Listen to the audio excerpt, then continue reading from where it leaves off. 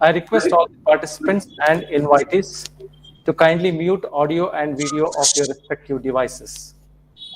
Also, a gentle reminder that only the first 100 logins will be permitted in the Google Meet.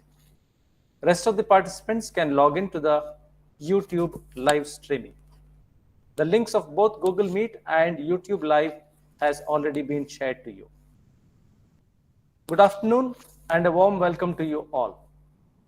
We are now at the beginning of the 7-day national level faculty development program organized by the IQAC of Dr. G. Shankar Government Women's First Grade College and PG Study Center, Ajarkadu, Udupi. As an institution of higher education, we deem it our responsibility to promote a culture of inquiry and research in our institution. Today's FDP on research methodology in social sciences is yet another manifestation of our commitment towards promoting a culture of inquiry and research in our institution. I'm extremely happy to inform you all that the total registration for this FDP is 1,167, out of which 650 are from various states of India and 517 from the state of Karnataka. Participants from 25 different states are part of this academic enterprise. Let's now begin the 7-day intellectual journey on an auspicious note with an invocation. I request Chaitra Kokila, our second MCOM student, to take over for the invocation. Over to Chaitra.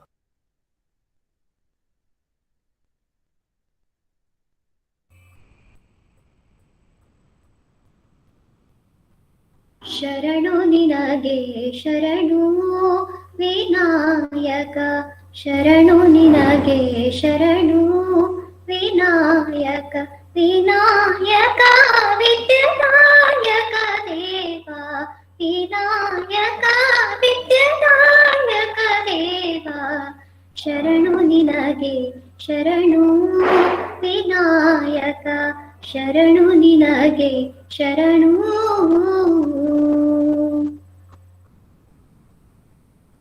ಪಾಶಾಂಕುಶಧರ ಮೂಷಿಕ ವಾಹನ ಸರ್ಪಾಲಂಕೃತನೇ ಗಜಾನನ ಪಾಶಾಂಕುಶಧರ ಮೂಷಿಕ ವಾಹನ ಸರ್ಪಾಲಂಕೃತನೇ ಗಜಾನನ ಆದಿಪೂಜಿತ ನೀನು ವೇದ ವಂದಿತ ನೀನು ಆದಿಪೂಜಿತ ನೀನು ವೇದ ವಂದಿತ ನೀನು ಮೋದಕ ಪ್ರಿಯ ನೀನು ಗಣಾಧಿಪ ಮೋದಕ ಪ್ರಿಯ ನೀನು ಗಣಾಧಿಪ ಶರಣು ನಿನಗೆ ಶರಣು ವಿನಾಯಕ ಶರಣು ನಿನಗೆ ಶರಣು ವಿನಾಯಕ ವಿನಾಯಕ ವಿದ್ಯಾದಾಯಕ ದೇವ ವಿನಾಯಕ ವಿದ್ಯಾದಾಯಕ ದೇವ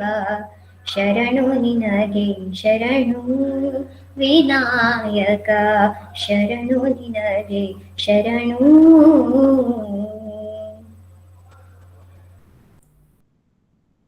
Thank you, Chaitra, for that wonderful and melodious beginning. We have on this academic platform intellectual luminaries and aspiring researchers. It is indeed our privilege and honor to welcome all of them. I now call upon Sadori S. Bhatt, Head Department of Commerce and Management of our institution, to kindly deliver the welcome address. Good afternoon to you all. Honorable Vice Chancellor of Bangalore University, Professor V. Subramania Kadupallikaya, respected Joint Director of Department of Collegiate and Technical Education, Bangalore Region, Dr. Jennifer Veritasi, and all other dignitaries present in the virtual platform. I would like to welcome all the dignitaries who have associated with our FDP program.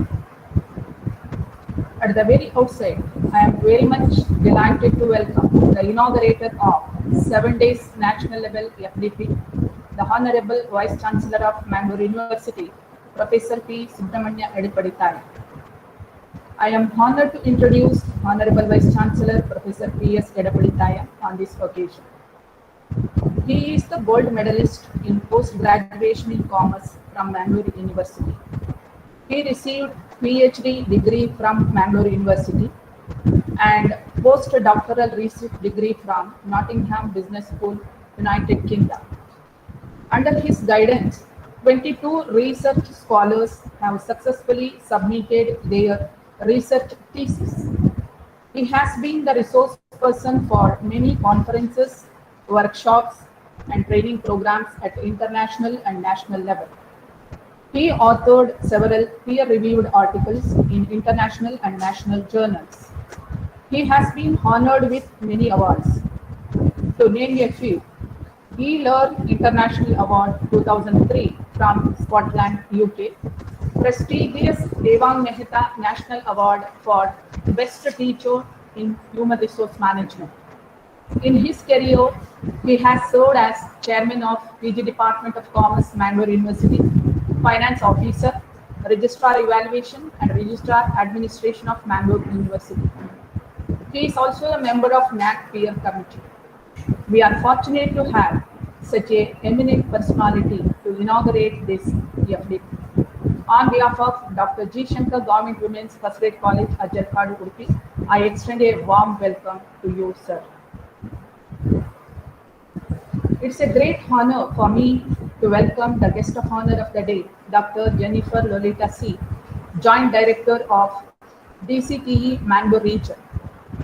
She did her BSc degree at Mount Carmel College, Bangalore, and MSc in Botany from Bangalore University, securing first rank with 3 gold medals.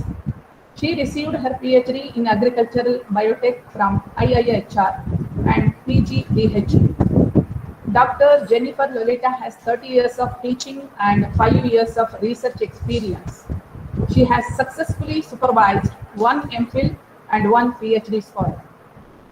Madam has started Government Women's College in Madikeri. She has served as the principal of Government College for 9 years. I take this opportunity to welcome cordially Joint Director Dr. Jennifer Lolita C. for this program. Welcome you, Madam. It's a great pleasure to welcome the resource person of today's FDP session, Dr. Ramesh, Dean, Management Studies PG, Mount Carmel College, Autonomous, Bangalore, for this program. Welcome you, sir. I feel extremely happy to welcome the president of this inaugural program, Dr. Bhaskar Shetty S., Principal of Dr. G. Shankar Government Women's First Grade College, Ajarkadu. A warm welcome to you, sir. It is my pleasure to welcome IQAC Coordinator Sri Sojan K. Jha, NAC Coordinator Sri Krishna Bhatt, FDP Conveners Dr. Ramesh Maya and Dr. Rajendra K, Technical Coordinators Ms. Ramya B and Sri Jailin Murthy, all the members of Organizing Committee, President and members of CDC, PTA, and my dear colleagues for this program. Hearty welcome to you all. Respected participants, we are proudly delighted by your overwhelming response for our FDP program. I take this opportunity to extend a warm welcome to you all for this 7 days national level FDP on behalf of our college. Once again, I welcome you all to this program. Hope you will have wonderful learning experience from our 7 days faculty development program. Thank you, one and all. Thank you, madam, for that warm welcome. With immense pleasure, I welcome you also to this inaugural program. It is now time for the inauguration of this program. As this is an online platform, the inaugural address will also be the formal inauguration. With his wealth of experience as a researcher and research guide, Dr. P.S. Edipaditaya, Honorable Vice Chancellor of Bangalore University, is indeed the right person to deliver the inaugural address. It is now time to listen to the words of our Honorable Vice Chancellor, Dr. P.S. Edapadithaya.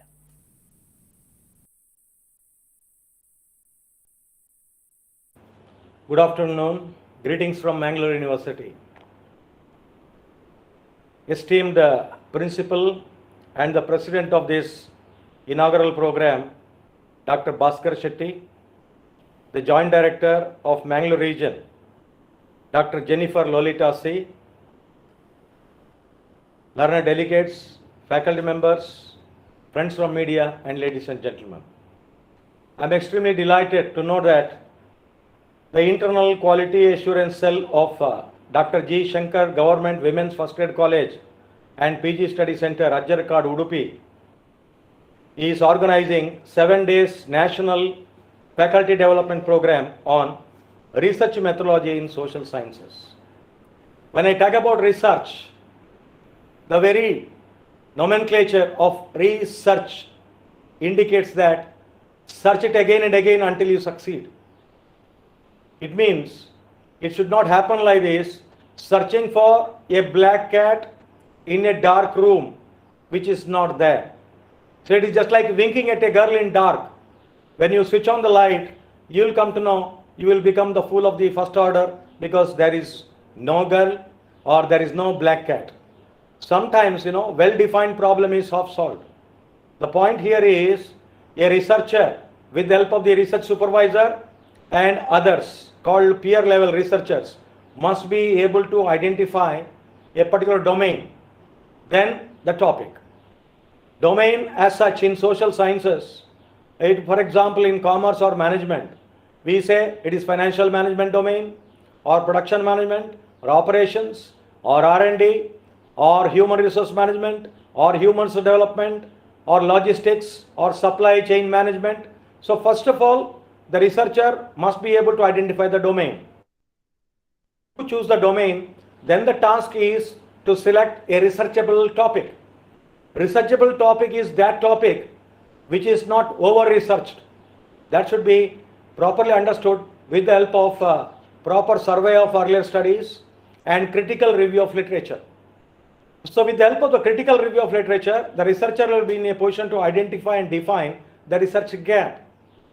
The research gap will tell us whether that particular topic and the research area is over-researched or under-researched or unresearched.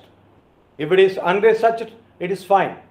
Even if it is under-researched, there is scope for doing some further research on that topic. So once you choose the topic, then the researcher must be able to identify and define the research design. Research design is a broader framework or a broader canvas wherein we also think about the nature of the research, whether it is exploratory research or explanatory research or descriptive research or causal research, something like that. So it means we must be able to tell in clear-cut terms what is the nature of the research investigation.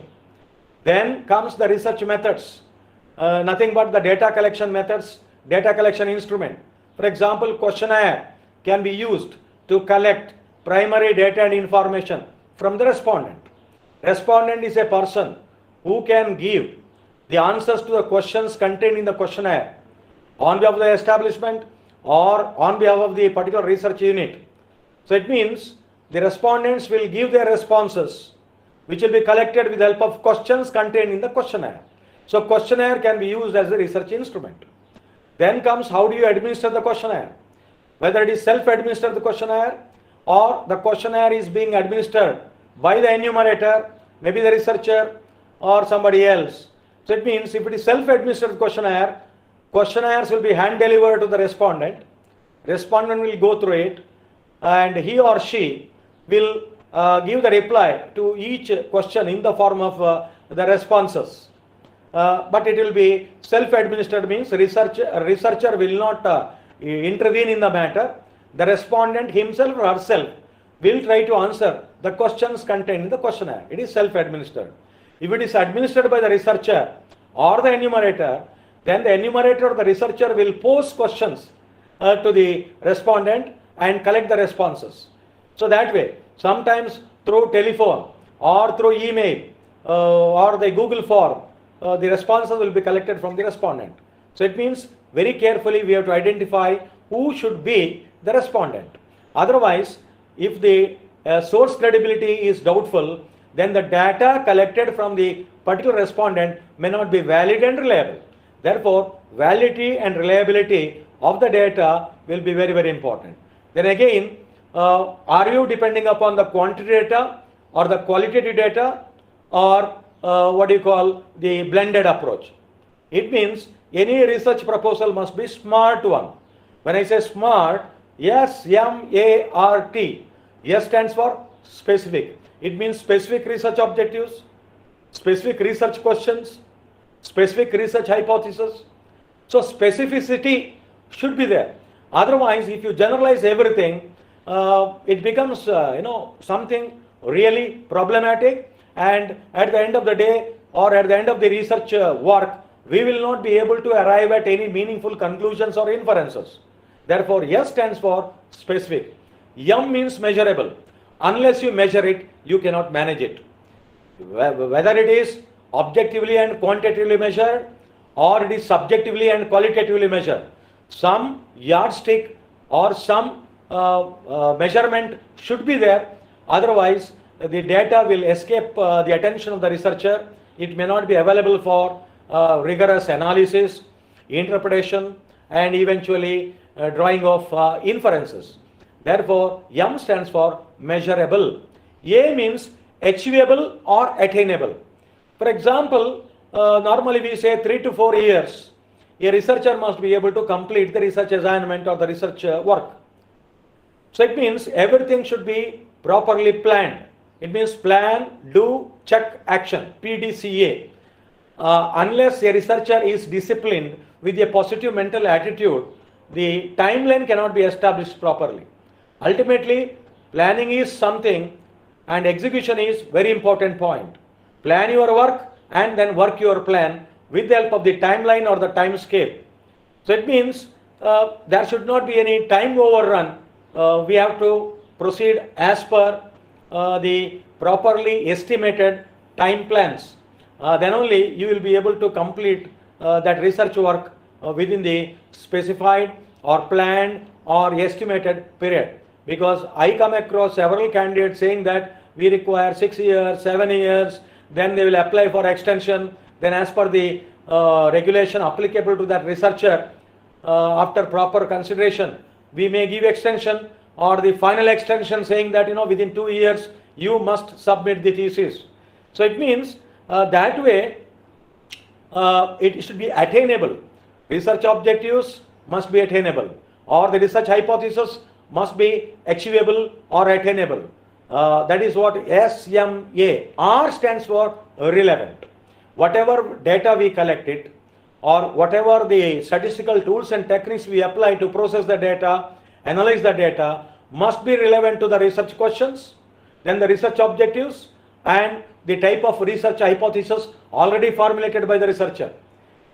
If it is irrelevant, then the findings may not be having any utility for the peer level research community or the policymakers or the society at large. Therefore, R stands for relevant. T stands for timely. It means the topic chosen for research must have a life for at least the next 10 years. It means it has got timeless. Otherwise, research findings cannot be applied. Our research findings must be having some relevance to influence the theory, and it should fine-tune the existing practice. Therefore, theory, research and practice are comparable to a three-legged stool. One without the other is totally meaningless and atrocious.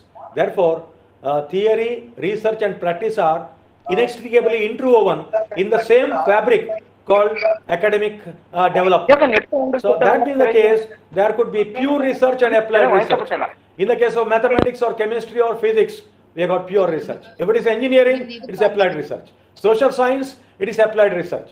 It means research should be systematic and scientific. If it is systematic, it ought to be scientific. If it is scientific, it ought to be systematic. Therefore, we have to have a kind of supervisor and researcher interaction. Researcher is doing the research under the guidance of a research supervisor. Unless there is proper understanding, communication between the two, then it will become an unending futile exercise. Therefore, normally I say there should be cooperation, coordination, collaboration, commitment, communication, consultation, counseling, conscientiousness, it means ethical side of it, and ultimately consolidation of everything. Then only the research work will see the light of the day. Then comes what we call rules of awarding university. The research work of a particular researcher and the guidance of the research supervisor will be governed by the university regulation applicable for the enrollment and registration of a particular candidate. Once the candidate is registered under a particular regulation, that regulation will be applicable throughout the research work until he or she submits the PhD work. But of course, the payment of fees and all will vary from year to year depending upon the announcement of the fee structure every year. But regulation, the moment it is applied for enrollment and registration of the candidate, that is applicable until the candidate submits the PhD degree and until the degree is awarded. That must be made known to the research candidate. Both research supervisor and the researcher must be well aware of the provisions of the research regulation. Otherwise, sometimes candidate will be misled or misguided, or the researcher, research supervisor may not be in a position to supervise the research work as per the regulations. Then the University Grants Commission made coursework compulsory or mandatory. So it means 4 months or 1 semester coursework is compulsory. We must understand the letter and spirit of coursework.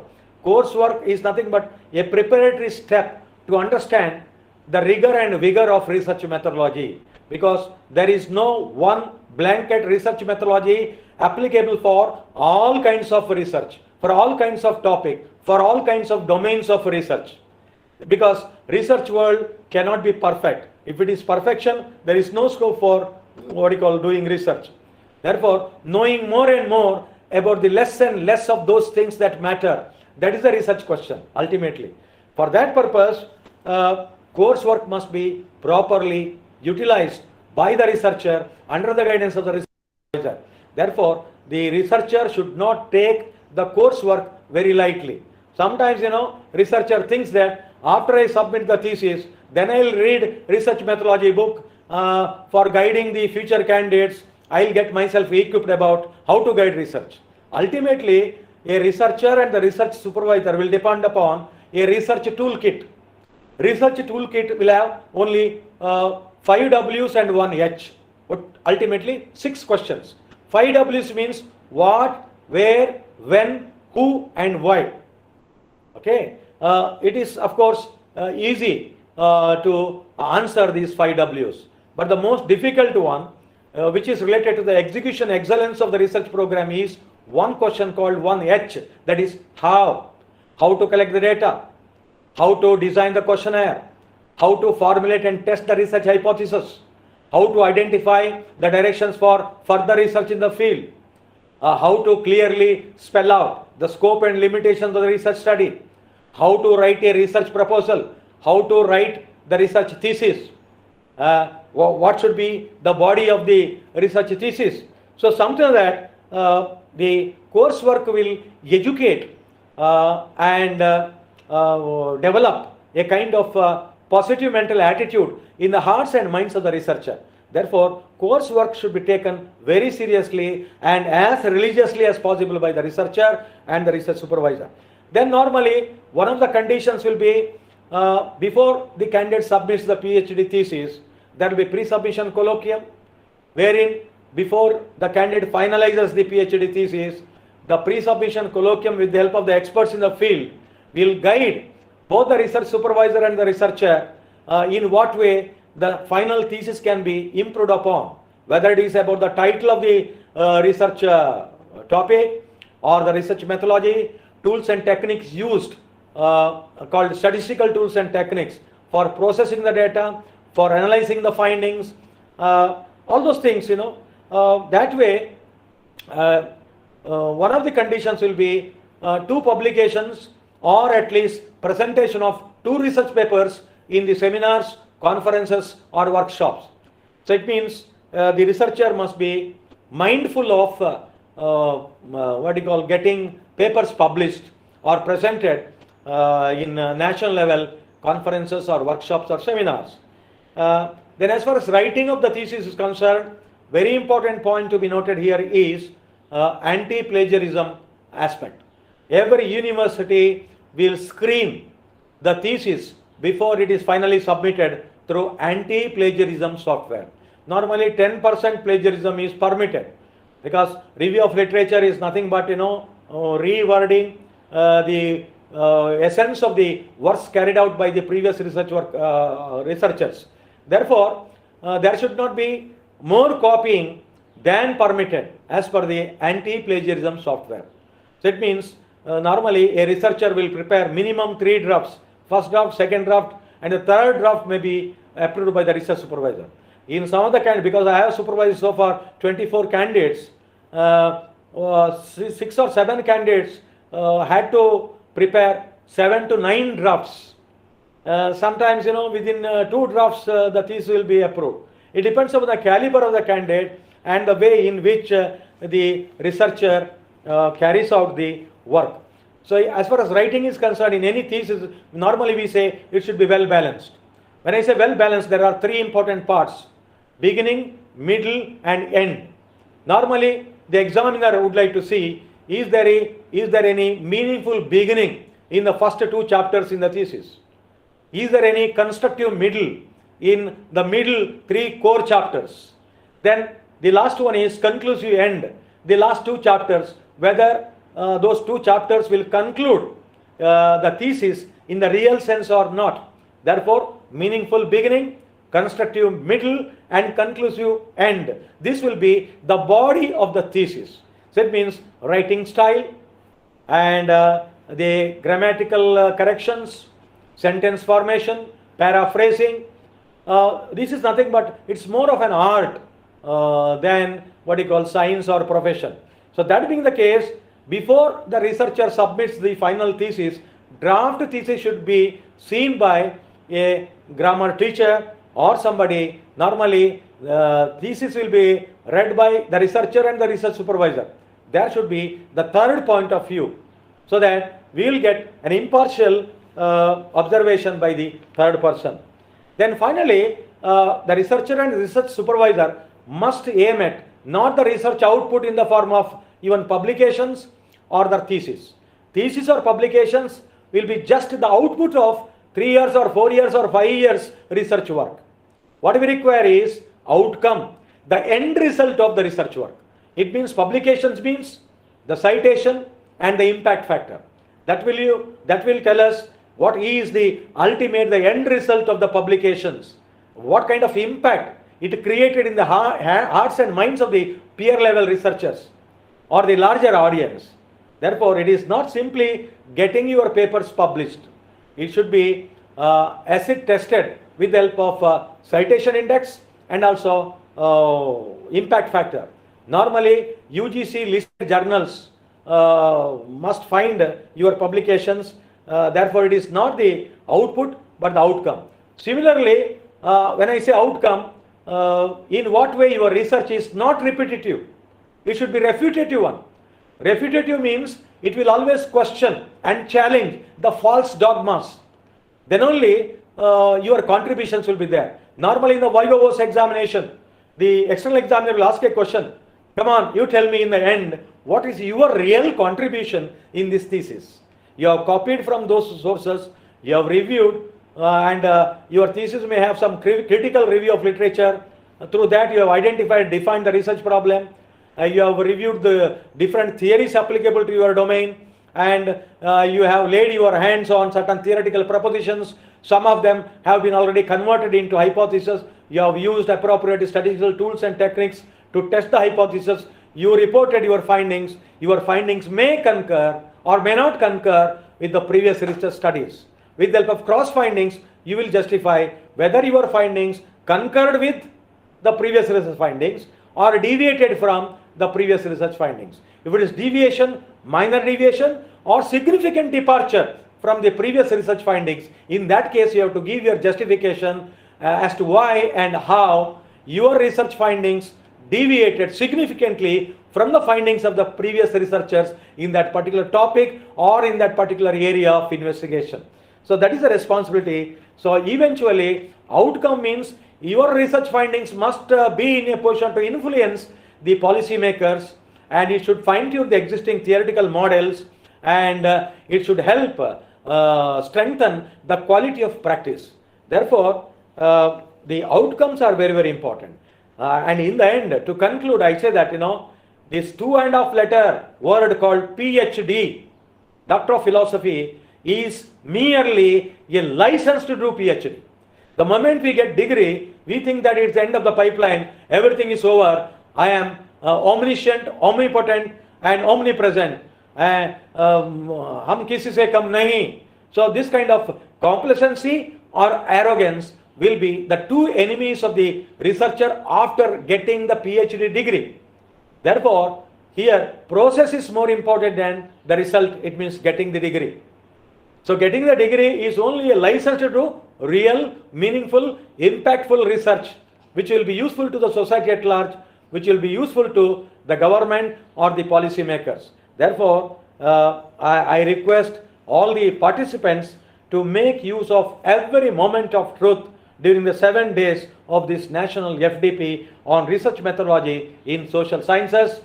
I wish you the best of luck and thank you very much for the opportunity. Jai Hind, Jai Karnataka. Thank you very much, sir, for your invigorating words.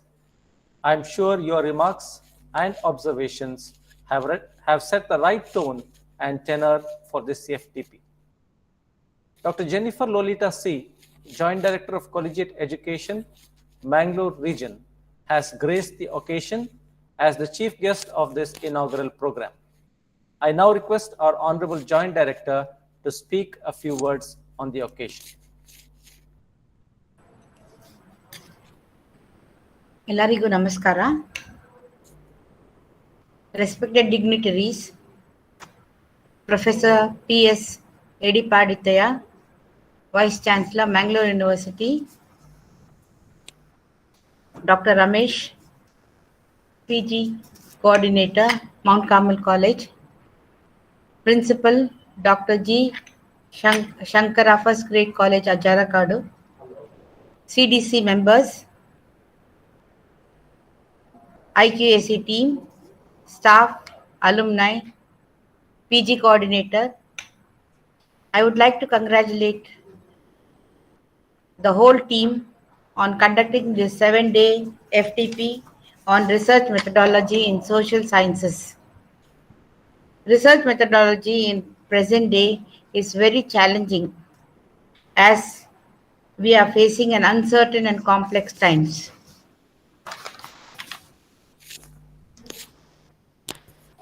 Research is very important in every field.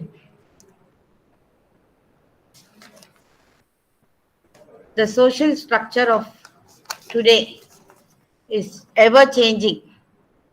In this ambiguous condition, selection of topic, collection of data, statistical analysis, presentation of data, and publication in qualitative journals, which are integral part of research methodology, becomes very challenging. I am sure the technicalities of this FTP will be done over the 7-day period, and Professor Edipadithaya has also enlightened us in the various technicalities.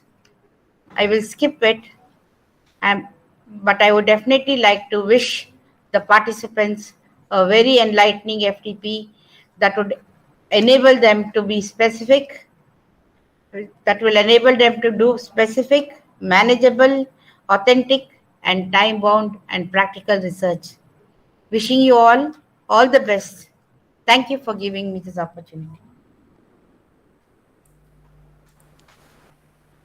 Thank you very much, madam. Well-wishers are like beautiful lamps. They cannot make our distance shorter, but they can lighten our paths and make the journey easier. Thank you, Madam, for all your good wishes for our FDP. It is now time to listen to the presidential remarks by our beloved principal, Dr. Bhaskar Shetty S.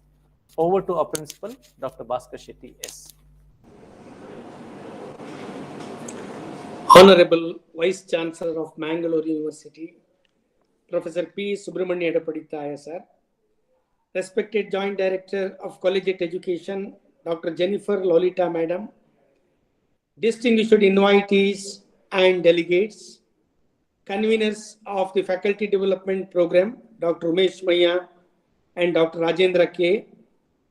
Internal Quality Assurance Cell Coordinator of our college, Professor Sojan K. George, and my esteemed colleagues and participants. I deem it a privilege to speak a few words on a presidential note on the 7th day Faculty Development Program organized by our institution. Higher education institutions, apart from imparting knowledge and skills, have the greater responsibility to foster a spirit of environment of research in their respective institutions. The 7-day Faculty Development Program on Research Methodology in Social Sciences is a reflection of our commitment to fostering a spirit of environment of research in our institution. At the outset, I wish to express our gratefulness to the Honorable Vice Chancellor of Bangalore University, Professor P.S. Edapadithaya. The right person has inaugurated this FDP and also delivered the inaugural address. His expansive experience as a researcher and research guide has given the FDP the right direction, impetus, and focus. I'm extremely glad that Dr. Jennifer Lolita, Madam, Joint Director of Collegiate Education, Bangalore region, has been the chief guest of this academic journey of 7 days. Under her dynamism, we are confident that this region will reach FDP. We have done our best to bring together some of the best minds of India to speak on various aspects of research methodology in social sciences in this faculty development program.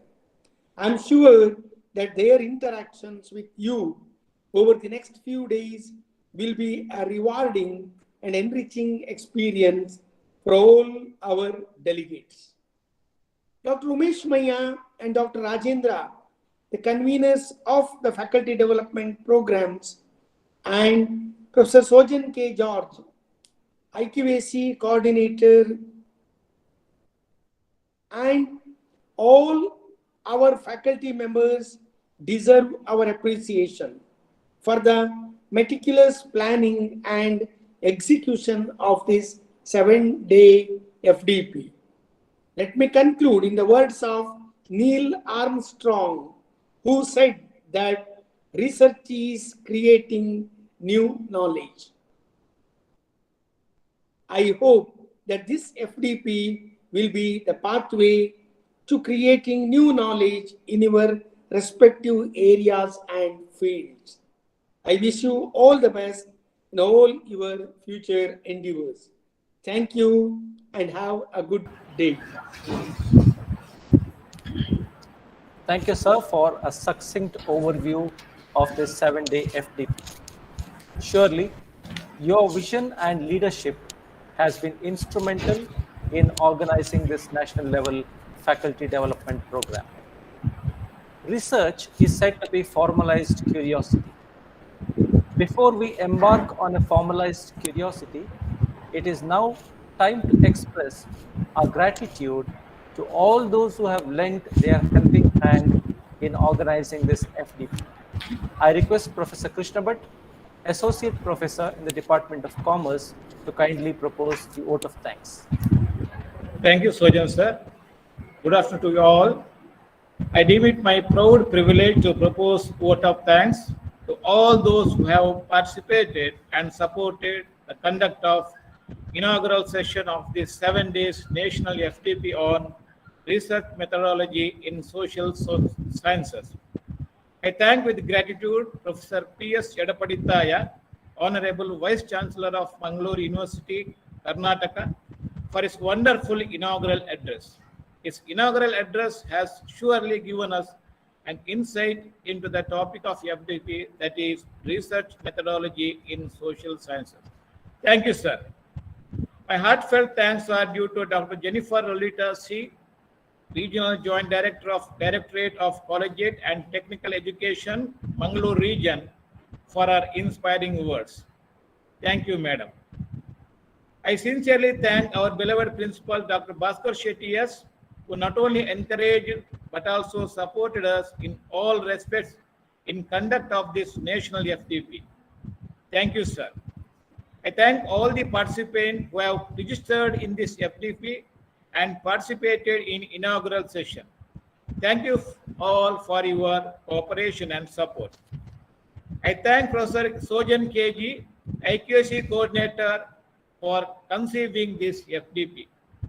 I thank Professor Gauri Asbat, HOD, Department of Commerce and Management, for her welcome address.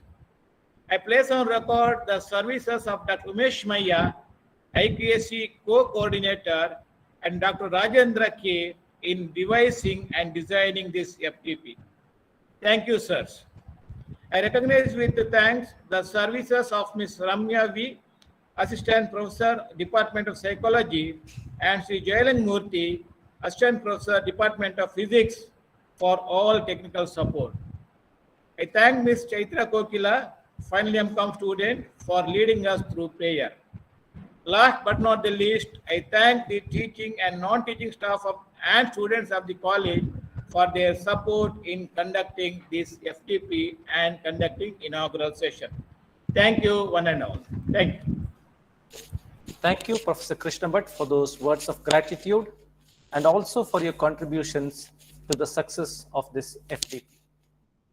Ladies and gentlemen, with this, we come to the end of the formal inaugural of this FDP. However, without further delay, we go to the first technical session.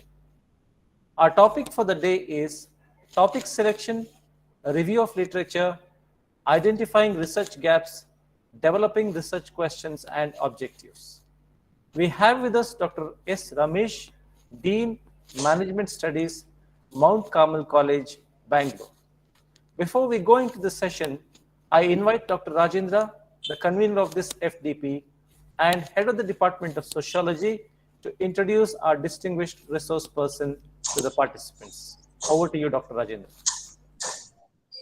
Thank you, Professor Sojan, sir. Good afternoon, everybody. I, Dr. Rajendra K., wholeheartedly welcome all the aspiring researchers and academicians for 7 days FDP program being organized by our college. I'm so pleased to be with you this afternoon and to have the chance to introduce to you our resource person, Dr. S. Ramesh, for our very first commencement exercise of the webinar. Dr.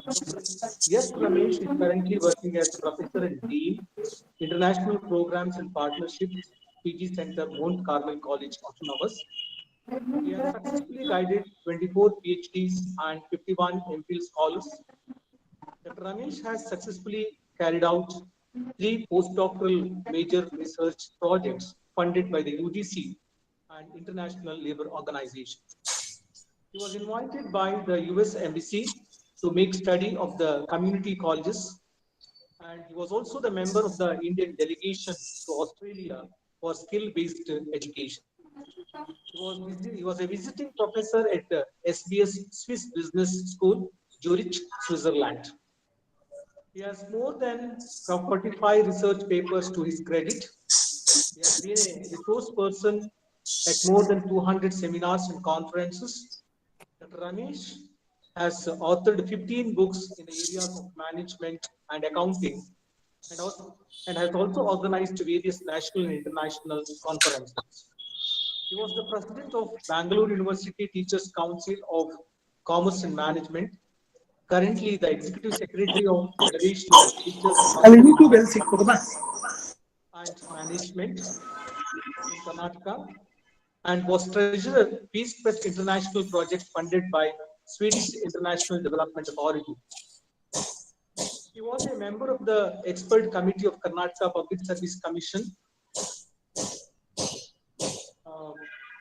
and also part of the five-member high-power committee constituted by the government of Karnataka for restructuring commerce and management education.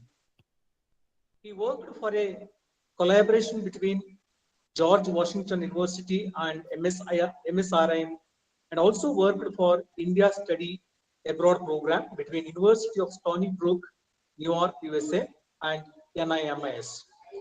He was a member of the Entrepreneurs Committee and Tourism Committee of the Federation of Karnataka Chambers of Commerce and Industry, and is a member of the National Council of Indian Society for Training and Development. He was a member of the peer committee of the National Assessment and Accreditation Council, that is called NAC peer team, and member of Educational Advisory Committee of ESCOM. Dr. Ramesh is a member of the National Executive Committee of the Indian Commerce Association and the chairman of their National Talent Search Examination. He is a consultant to many leading companies and reputed colleges for quality improvement. He was a member of PG, Board of Studies in Commerce and Management, Bangalore University. He was a member of Board of Studies and Board of Examination in MBA, Mysore University and Tumkur University. He was on the faculty committee of Mangalore University and Coimbatore University, and was also a member of Board of Examination in PhD, Pune University, Anna University, Dravidian University, and Marathwada University. He is a member of the Academic Council of MS Ramaiah University, CMR University, and Reva University.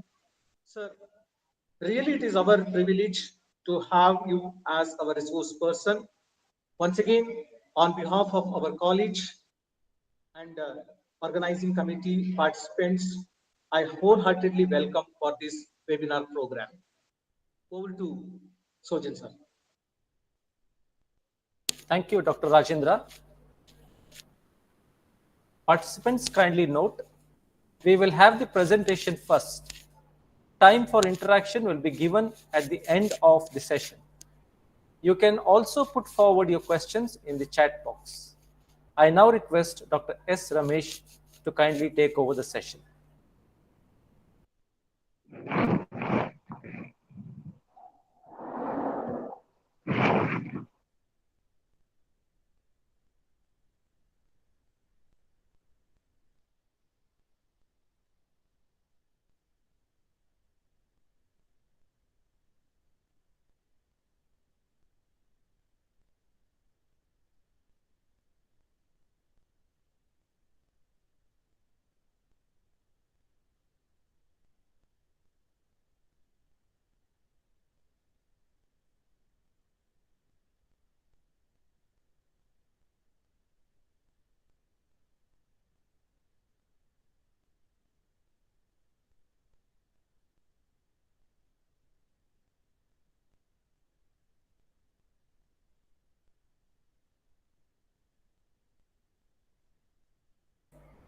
Sir, Ramesh sir, you can unmute and start speaking, sir.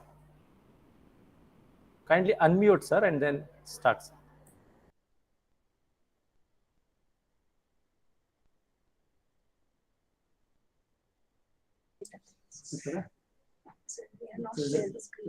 ಕೇಳಿಸ್ತಾ ಇದೆ sir.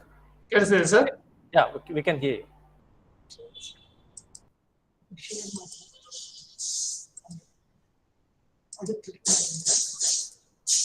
Sir, are you able to see the PPT, sir? Hello? Yeah, Yes. yeah. Yes, sir. Thank you so much, sir. So, esteemed principal of the college, Dr. Bhaskar Shetty, and my good friend, Dr. Umesh Maya, other members of the faculty, the learned participants and friends. Very happy to be here, to be with you this evening to share some of my thoughts on research methodology in social sciences. And I've been given at least few aspects of this methodology, which probably that we'll be discussing today. As you know, let us begin with very simple concepts of research and then move on to the problem solving and also how to establish a research design, and also work a little on what are research questions and how to frame them. Friends, if you look at, let us go with a very basic definition of research so that we understand what research is, because research basically, as Professor Edipaditaya has given a very wonderful keynote address in the beginning, stating what research is, what the process is, and how to end with that. Basically, as you know, that the human, if you look at the human civilization, that the human civilization has gone through that various phases and stages. And we've been able to progress, it's only because of the research. It's because research basically is knowing more and more about less and less. And basically what research does is, it seeks answers to the question and finds certain solutions to the problem. And so therefore, that means if you were to call any activity as research, fundamentally, it must answer the questions that you've been raised or solve certain problems. Because until and unless any research activity answers certain questions and or solves certain problems, it's not called as research. So basically, if you analyze the very definition of research, research is an intellectual activity. Please mind you, it is not an ordinary activity. It's a very intellectual activity. And what does this intellectual activity, at least is concerned with, is gathering information needed for the question and thereby solving the problem. See, there are different methods of making decisions. Whether it's in business, you talk about politics, you talk about history, you talk about economics, any field of discipline for that matter, we are faced with so many issues. And we have to find certain solutions to these issues. And so therefore, if you have to make decisions on any of these issues, there are different methods of making decision. One method of making decision is, based on your past experience, it tells you that this is the right decision. Or second method of at least making decision is, your intuition tells you that this is the right way to do that. The best and the most scientific method of making decision is what is called as data-based decision making. If you have to make decisions based on your data, it's very important that we go very systematically and gather the right kind of the data and arrive at certain conclusions. Friends, so if you have to look at research as an activity, fundamentally it answers questions and enables decision making by gathering the data, analyzing the data, and arriving at right kind of conclusions. So let us look at what research is all about. If you analyze these characteristics, only then probably you get to know what research does. So basically, it's a very systematic process. That means it is a process by which it's a step-by-step method. As even Professor Edipaditaya was saying, you cannot skip one step in the process and then kind of move forward. That means you can't be collecting the data after conducting the research, or you can't be kind of collecting the data much before you select a problem. Each process has to kind of go very methodically, only then it will yield you some results. And please mind you, critical is not merely kind of only kind of explaining or describing. It is basically a very critical investigation. That means you need to really critically examine whether the present state of affairs is all right, or if it's not all right, what is wrong with the present state of affairs, and what can be done in order to set right the present state of affairs. That means the duty of a researcher is not only to adore and advocate, but also criticize and condemn and bring out the truth in research. And it is said mere compilation is not a work of research. That means if you refer to so many books, so many journals, so many articles and so on, and just compile all this data, it does not become research. Because basically, a research is a purposive investigation, and there must be some contribution, some result must kind of come out of your research, only then it becomes research. And it also, the duty of research is also interpret and explain a phenomenon. If it does not at least explain why this phenomenon occurs, so then it is not really called as a research. That means, let us say, there is a galloping inflation in the country. Once Lord J.M. Keynes said, inflation can occur only in a fully employed economy. But in spite of the fact that we are not a kind of fully employed economy, we still find many economies have creeping inflation. Why? But only through research, we'll be able to explain this kind of a phenomenon. And it is also very objective. That means a research activity, please mind you, is not a biased activity. By only asking 1 or 2 people or 3 people, you cannot kind of conclude saying that this is the phenomenon. That means the very beautiful definition. Somebody asked, what is objectivity? Objectivity, it is said, it is the ability and willingness to examine evidence dispassionately. I repeat, objectivity in research is the ability and willingness on the part of a researcher to examine evidence dispassionately. That means he must not add his own, at least bias to research. He should not really take research for the face value. He must go deeper, collect the evidences, and only based on the evidence, irrespective of what the result is, he must be able to report those results. Then only it becomes research. And please also, he also applies possible tests to validate. It is not enough that you claim something in research and maybe give your own interpretation. It should be backed by empirical evidence. There must be some facts and figures, and there should be a valid data to say that this is how this phenomenon is. So it is also based on an observable experience. That means when you say that there are some findings of your research, somebody should be able to experience that. It cannot be a myth. It cannot be simply in thin air that you explain and say that people will not be able to feel the results of the research. It should be measurable, it should be observable, and it should be not be biased is the true test of research. And it answers pertinent questions. That means, please mind you, research is a very specific activity. For instance, you can say you're going to study the problems of the country. You must delimit your scope. What area of the country you want to study, between what time period that you want to study, and which specific population that you want to study. So it is actually delimitation of the scope is the hallmark of good research. And then it finds solutions to the problem. If a research does not, let's say that there is a high attrition in a particular industry, even after research, if you're able to find out the reasons for that kind of an attrition, then the very purpose of research gets defeated. And please mind you, it's also an exhaustive investigation. That means you must study a fairly large sample size in order to draw conclusions. Because when you generalize at least your own findings, it must be acceptable, and every unit of population must be represented, and only then it becomes research.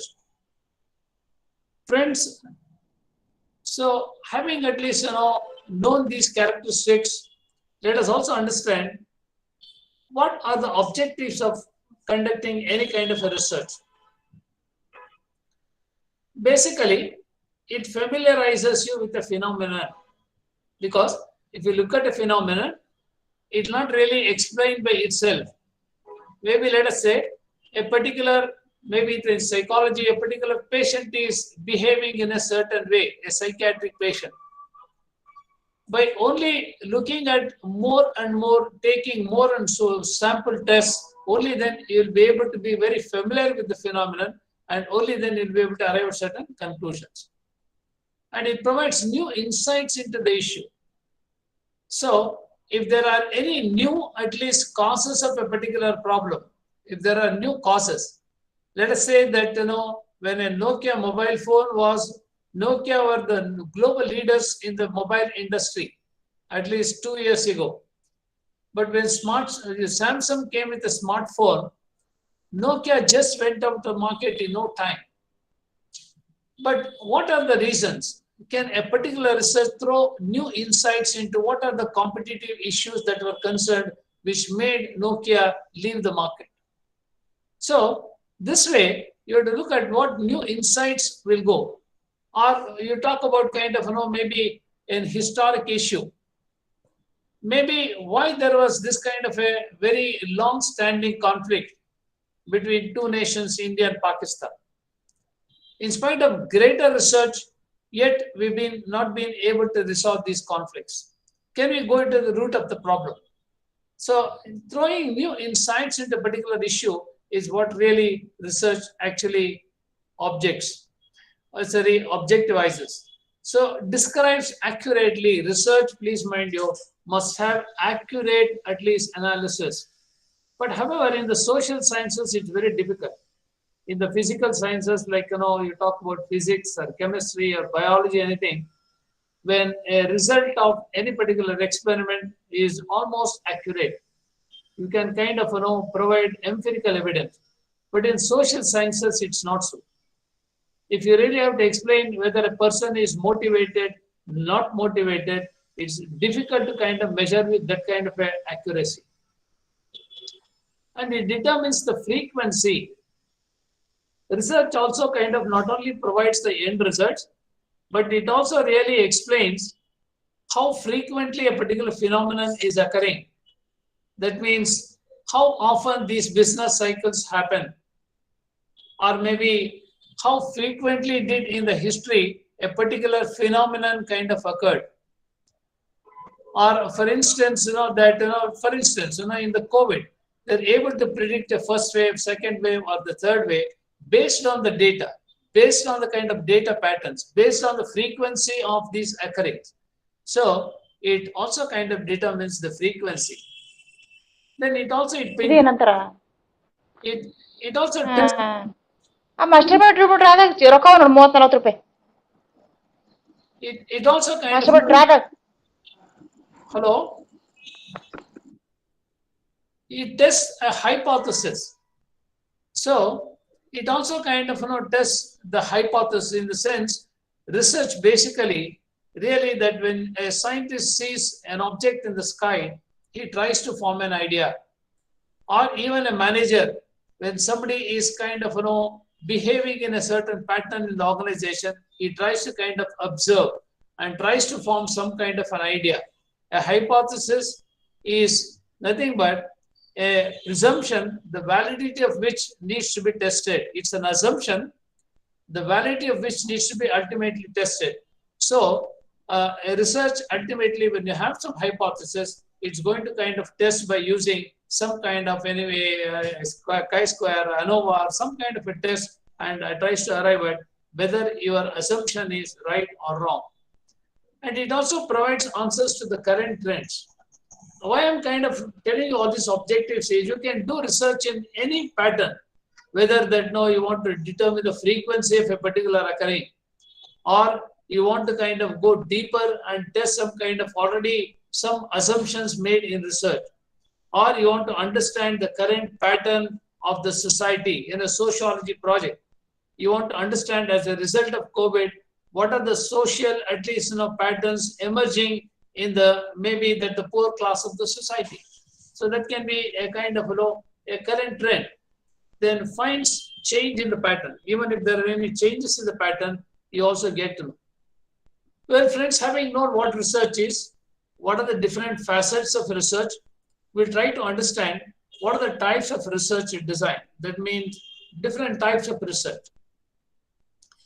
Basically, it can be a descriptive research where you only go on describing. It only describes that what are the characteristics, what are the kind of patterns emerging, all this.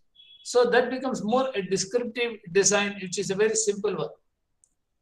Whereas in an exploratory kind of design, what you do is you try to explore new avenues, new vistas, new patterns, and so on, which are not being kind of at least focused, which are not being kind of tried upon by any researcher. It's the exploratory research is basically it's a new area where nobody has researched.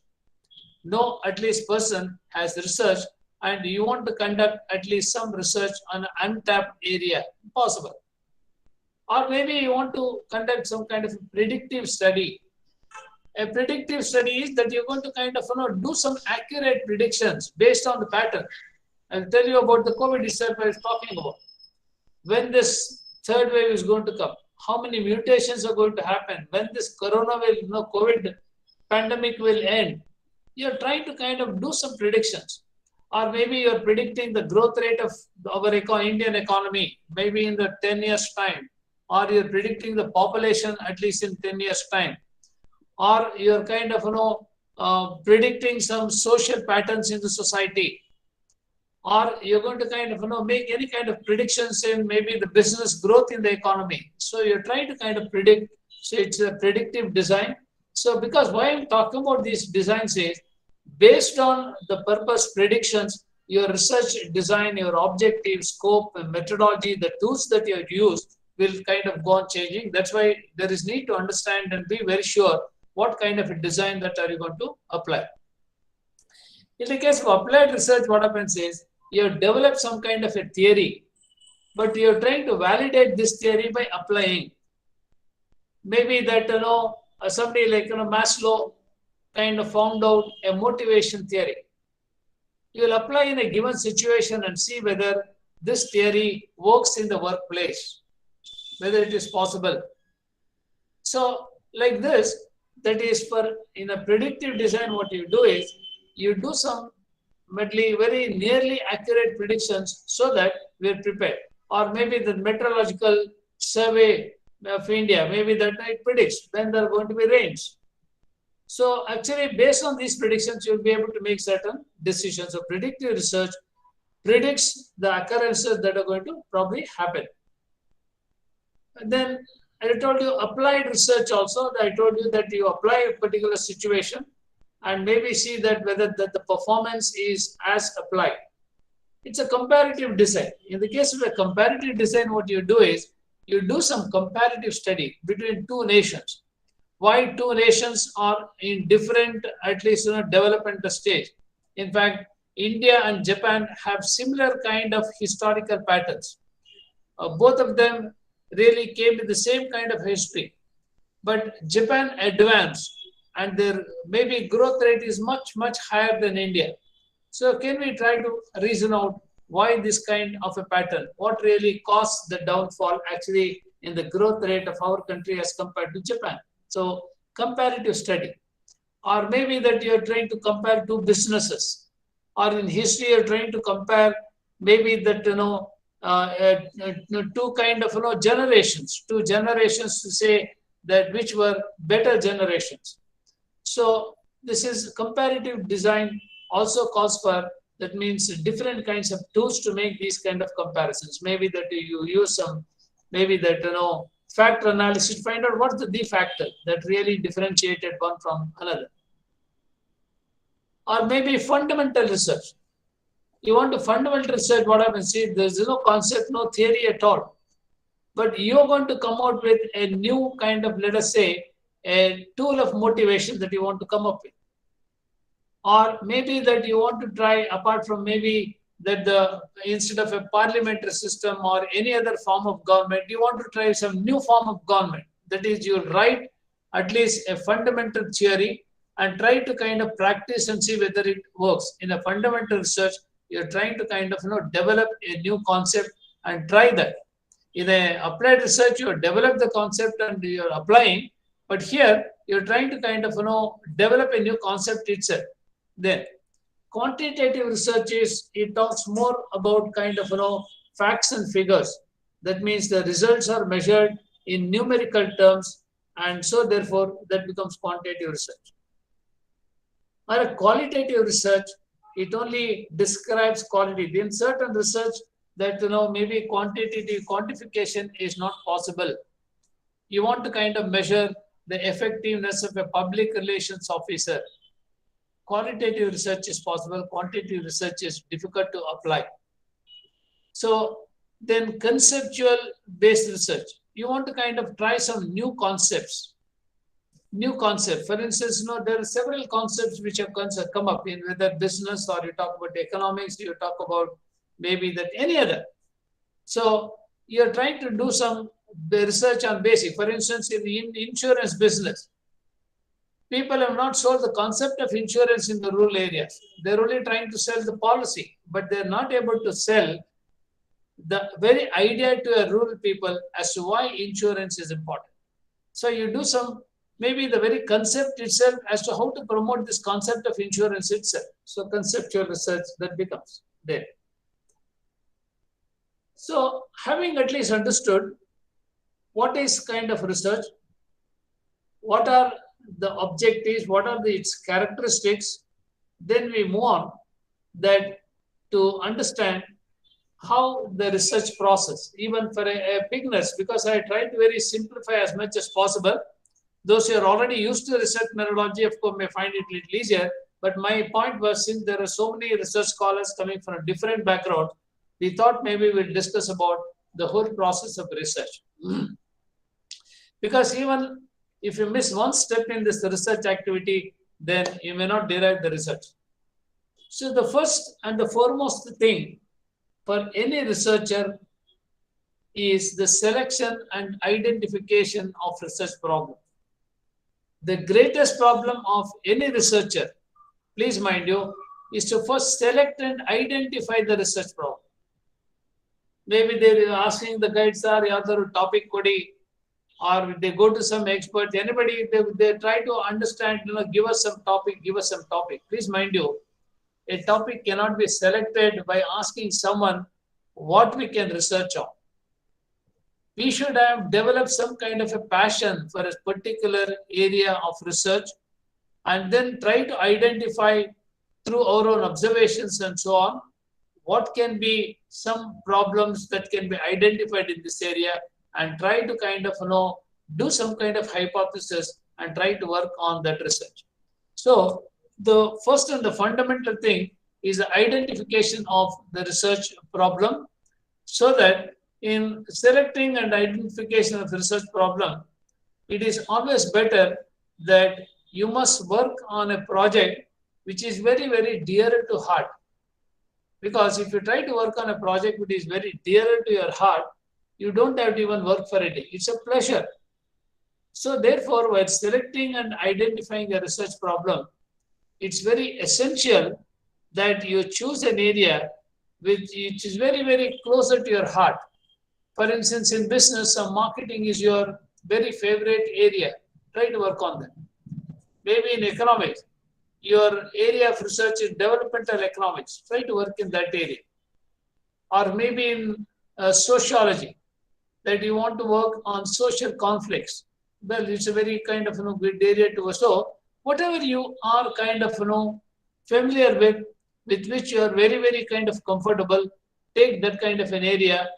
And then when you take a broader area, go into the sub areas again. Go, for instance, maybe that you chosen marketing.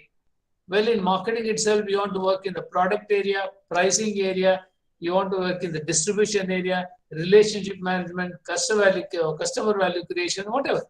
I'm just giving an example as to how you can go still further, deeper into a minute, at least, aspect. So because research basically is knowing more and more about very less and less. So therefore, first select the broader area.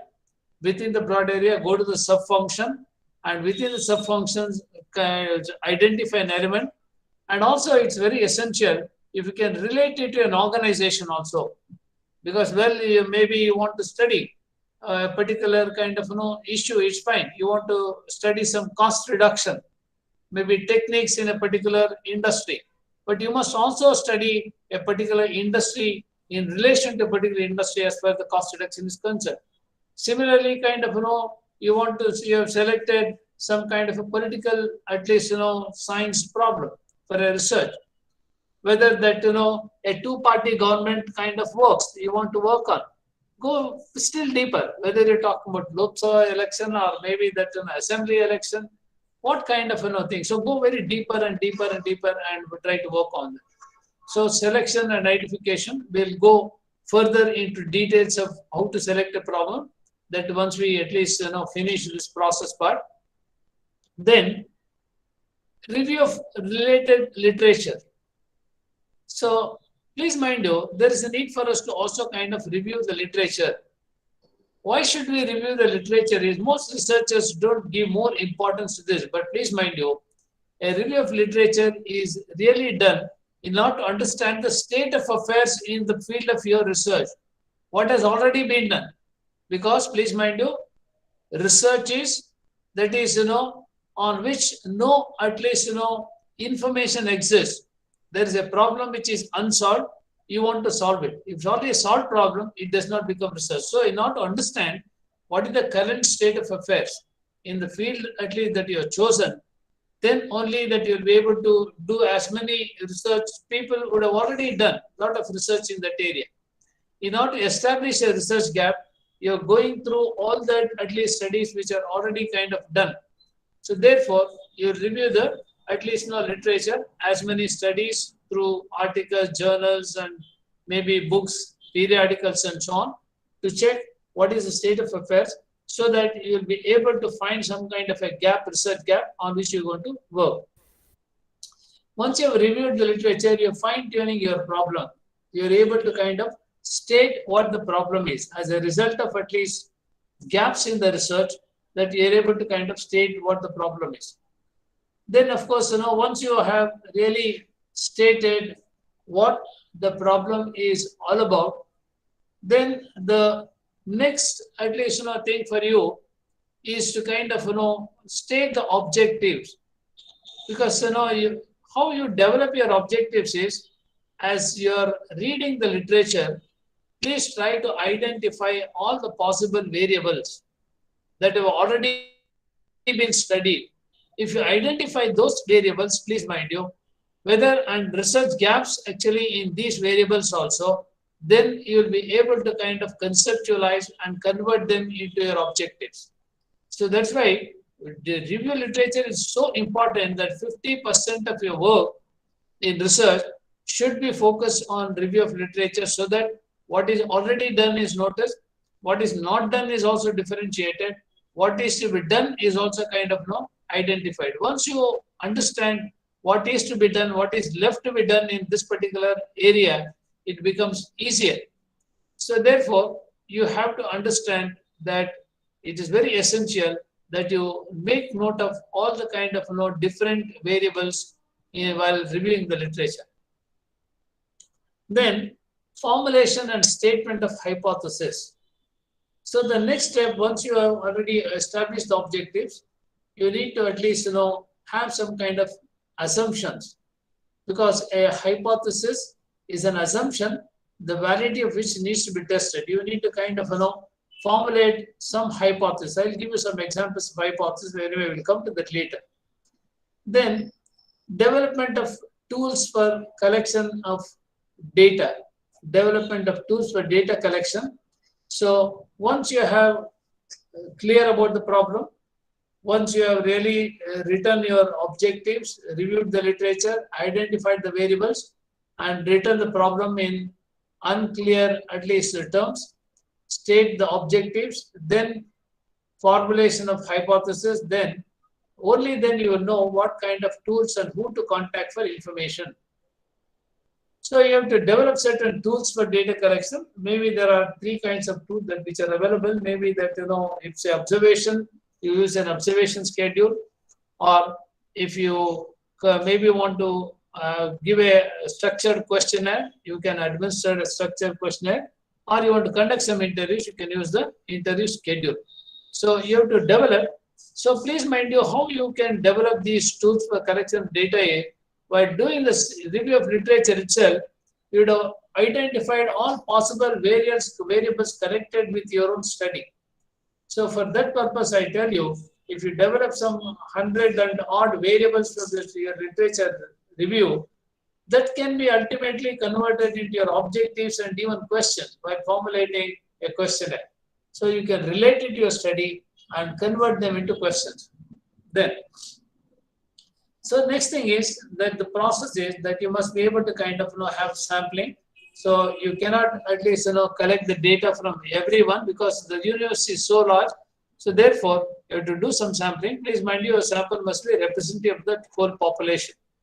Then next thing is you collect the data. So the data collection and execution of the project. Then, so once you collect the data, you're going to kind of analyze the data by using certain statistical techniques.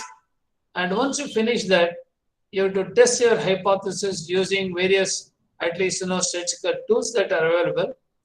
Then you have to kind of do the generalizations and the interpretation. And ultimately that, you will have to kind of do the research, at least the reporting. So these are the general steps which we need to go through. So let us at least go with, to start with, how selection of a problem. This is the important thing that I've been asked to speak on. So how to select a problem. So please mind you, selection of problem in itself is a problem because 50% of your work is here. The 50% of your problem in research is here.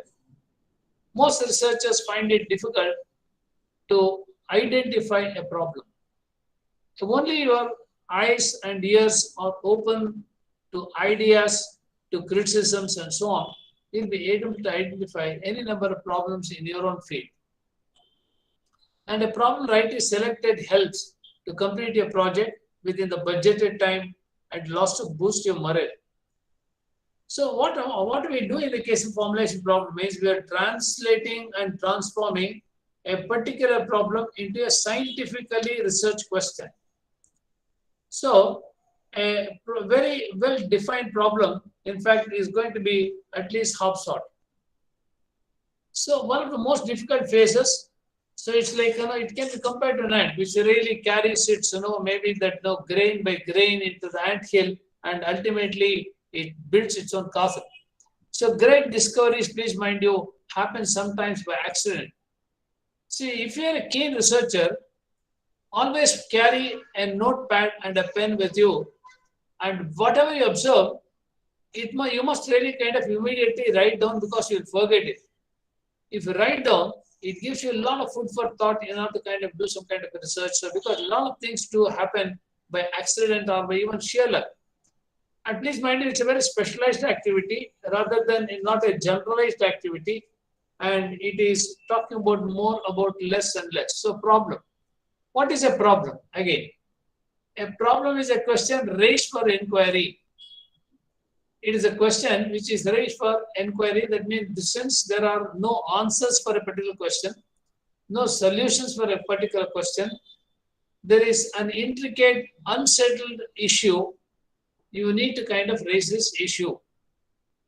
So therefore, a problem is that either at least, you are inquiring about the problem, or you're going to find some solution to the problem, or maybe that you're trying to kind of, settle an unsettled issue.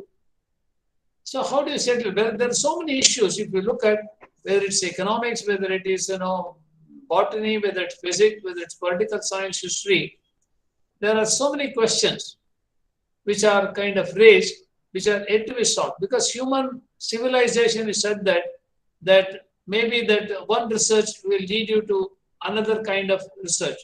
And there's no conclusive evidence to even kind of conclude why people behave. For instance, in economics, there's a Giffen's paradox. Why do people behave that way?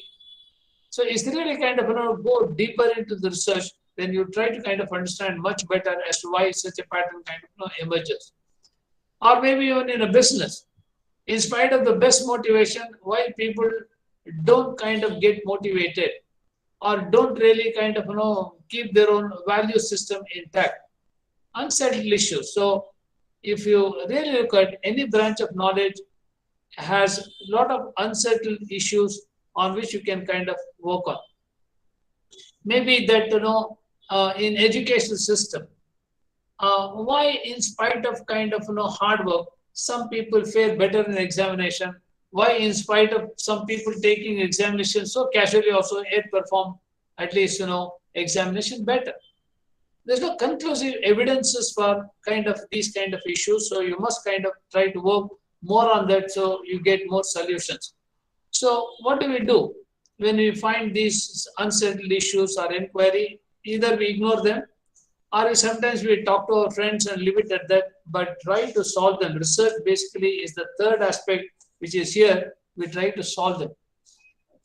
So it's a problem to investigate. It's a situation that needs a change, or it's a issue that needs to be addressed. So what are the areas of concern or conditions to be improved or difficulties to be eliminated, question seeking answers. See, this is some of the examples of a research problem. How do we retain our talented employees?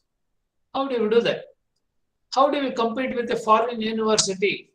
What should we have in order to compete with those Harvard or Cambridge or anything, or maybe that, good, maybe Texas University, so something like, so what do we do kind of, these?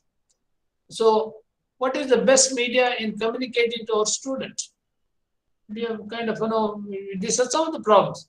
Does career and skill-oriented education classes prevent students from dropping out? We've been having only kind of concept-based education, not a skill-based education. If we offer some skill-based education with so many community colleges and so on, will the dropout rate will kind of, really.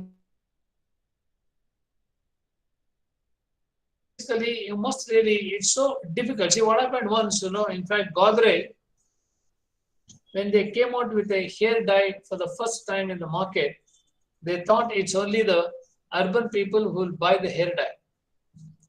But to their surprise, a lot of rural people were buying a lot of hair dye.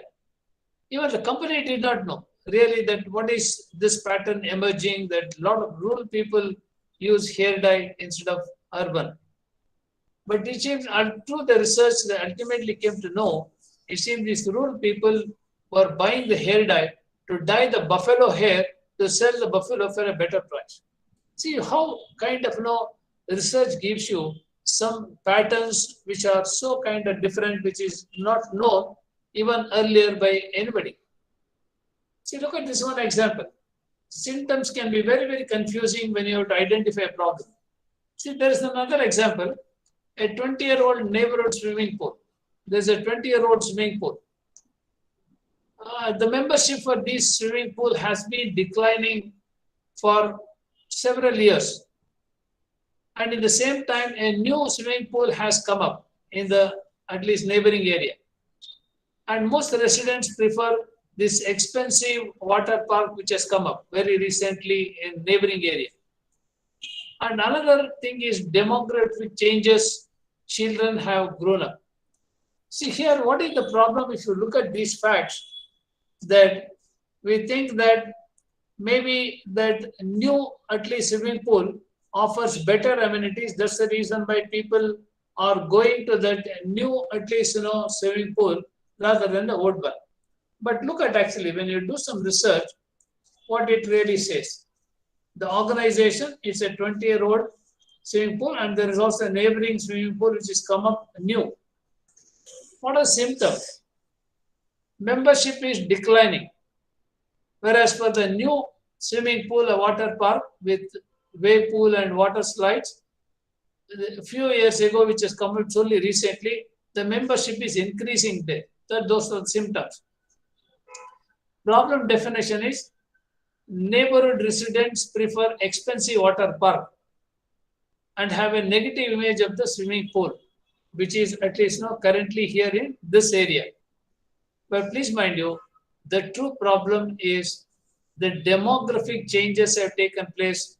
That means in this old area, all these young people who are using the swimming pool have grown older now, and at old age they don't use the swimming pool. Therefore, maybe this area, this swimming pool has come down. That's one finding.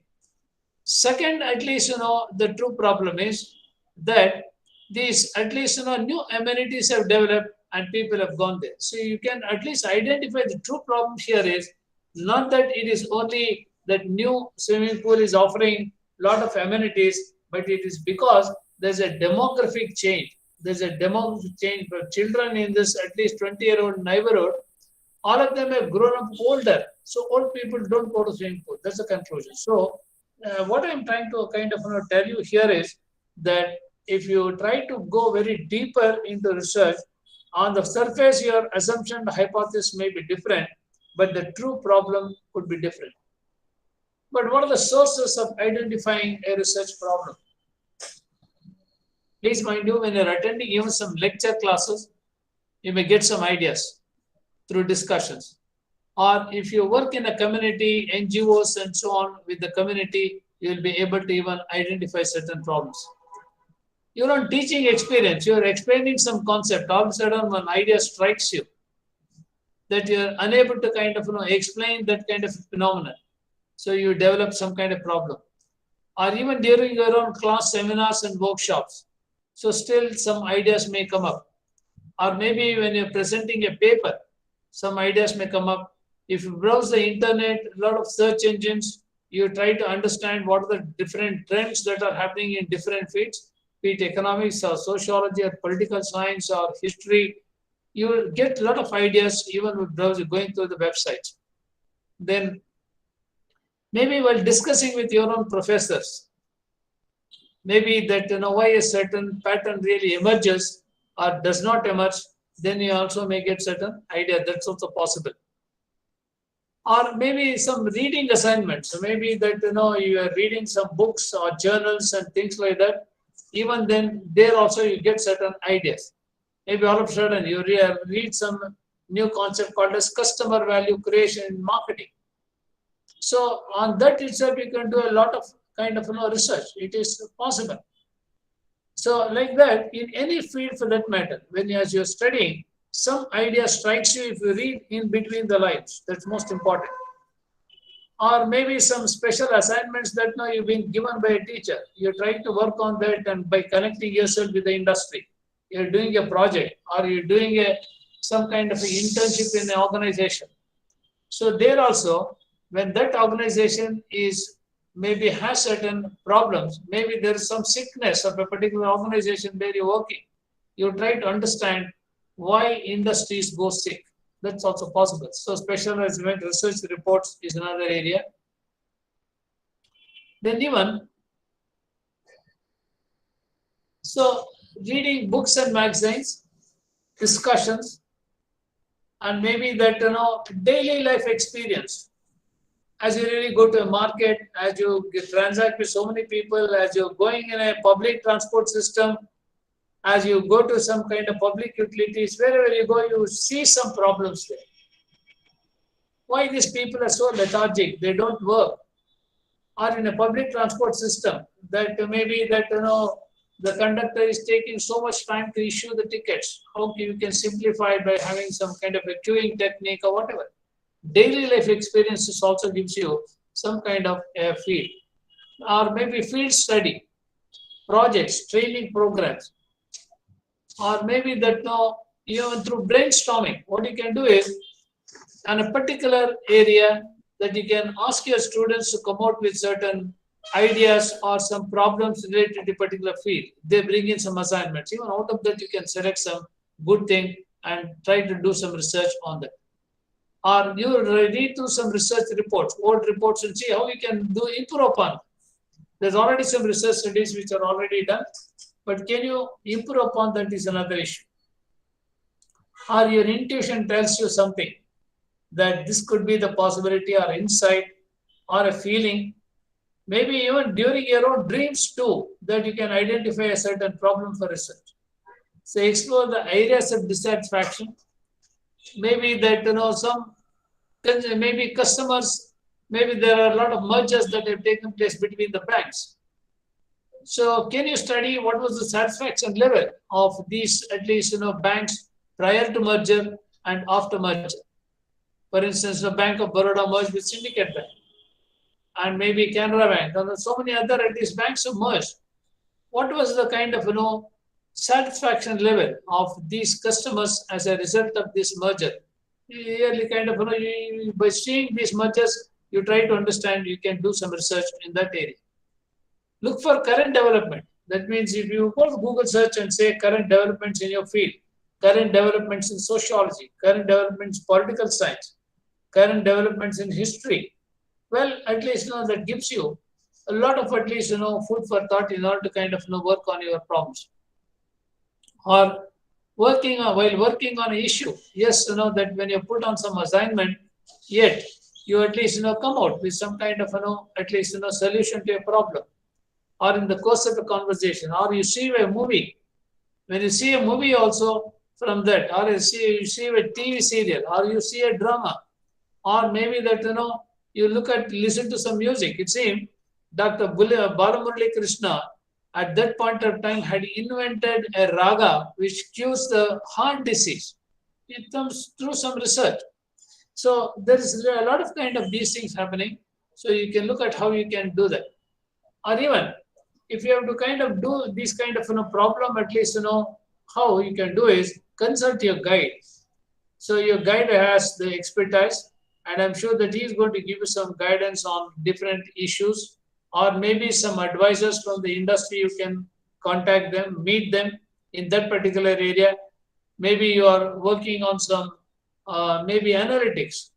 So you can at least consult some people who are working in analytics area. Maybe that some policy makers at the government level, or faculty members, or maybe meet some experts, or researchers, or administrators, or press, TV, media. So these are all kind of areas of your kind of consider actually yourself, narrow them. So the things that you do in order to kind of select a problem is narrow the focus. I told you that go very deeper and deeper into certain issue, and also what kind of population you must decide on. What kind of a population are going to work on? For instance, you're going to take up an industry project on some attrition levels of maybe that at Infosys. Then narrow the focus. That means you want to kind of work on a particular set of population. For instance, gender. You want to work on male population or maybe female population. Maybe you can also fix some kind of situation and time. Whether you want to work the night shift workers or the day shift workers, or a subject availability. That means that maybe you want to work on a particular section of the kind of workers, maybe that who are designation wise, or maybe that you want to work on maybe those who are working on the software, those working on the hardware. What do you want to work on? And of course, while selecting problem, you must also look at your readiness to kind of work on that problem. And resources available also is another area. You should be very clear when you want to select a problem, whether you adequate resources available, whether adequate material is available, whether there's some experts available to give you some kind of an advice must also be seen. And you should also look at whether some measurements are possible, whether statistical tools are available in order to measure the results very objectively. You must really look at. And what are the issues to be dealt with, this must also be kind of looked at. And setting the scope for the problem. That is, looking at the geographical limit, whether you want to confine a study to Bangalore, or maybe you want to study a global. What you want to do, you must be very clear about that. Then this is you have to draw some kind of, because in research, what happens for young researchers is you don't know where to stop. You go on and on and on, but somewhere you have to put some kind of a limit to your own thing. So what are the characteristics of a very good topic? So please mind you, it must be very interesting. Keep the researchers interested throughout. So take up something which you like the most so that it really interests you. And whether it's a researchable topic is another thing. If already some research is already done, there's no point in reinventing the wheel. The wheel already exists. So they don't take up through maybe adequate review of literature. You'll know whether it's really a researchable topic, and if there is no kind of research that is possible on such topics or it's already done, there's no point. And it must significantly contribute to society. You take up simply one or two kind of 10, 15 people and try to generalize things, it does not become a significant contribution to. And whether the research is in manageable limits, whether that you have taken some 15 years data, it's not manageable. Or maybe you've taken a very large sample size, which is not manageable. So you should be in a position to kind of manage. And ethical issues. You want to work in some, let us say, some kind of work on cigarette industry, unethical products, that you, or maybe something on drugs, unless that you want to kind of come up with some possible solutions, marketing of drugs. Maybe that it is not really kind of good to work on such topics. So you should choose a topic which is not immoral or opposed to public policy. This you must also keep in mind. Then, and you should also look at the feasibility of this product, whether guidance is possible, whether it has a commercial value, whether that your project can also have a commercial value, but if you try to do some consulting work on that area. In fact, one of our students, what happened, he worked on some Six Sigma, at least a quality tool in some industry. Ultimately, that after finishing his PhD, that he was saying taken as a consultant, although he was very young, that he was taken as a consultant and he earns a lot of money through consulting work. So whether you have to look at a project which also gives you some kind of a commercial value, that you should also look at. Contribution, whether kind of, it's a beaten area, you must what happened. Some student took up a project on maybe a study of downsizing in IT industry. By the time you could submit the thesis, the downsizing was not a problem. The problem was actually retention of talent was more a problem, because for a period of time, maybe that issues also change. So you should look at, by the time you submit your thesis, whether these things will still exist, or somebody works on a COVID at least related problem. By the time you finish your PhD, the COVID would have already disappeared. So such issues you must also kind of bear in mind and check whether data is available. So how do you develop at least formulation if the problem is? First develop a title, a working title you try to develop, and then work out the conceptual model. What is the theory that is required for this title? Try to work on that, develop a theoretical model, and also define the objectives, limit the scope and hypothesis also. Then try to operationalize the definitions. I mean, all the technical terms that are used in your title, in your objectives, in your scope and all that, everything you must also be able to kind of, be operationalized and do that. Then, so how do you develop a research design? What are the contents? So you have to kind of develop a research design also. A research design is a tentative plan. A tentative plan as to how you're going to carry out research. Which writing a synopsis is almost your research design. So when you give a synopsis to anybody that you're going to do a certain research on this, these are the components you must include while kind of preparing a research design. Of course, you must state your problem. You must also kind of review certain, at least literature, define the scope, whether your study is confined to a particular geographical area and the functional areas, your hypothesis, all this, of course, that are a part of your kind of research design.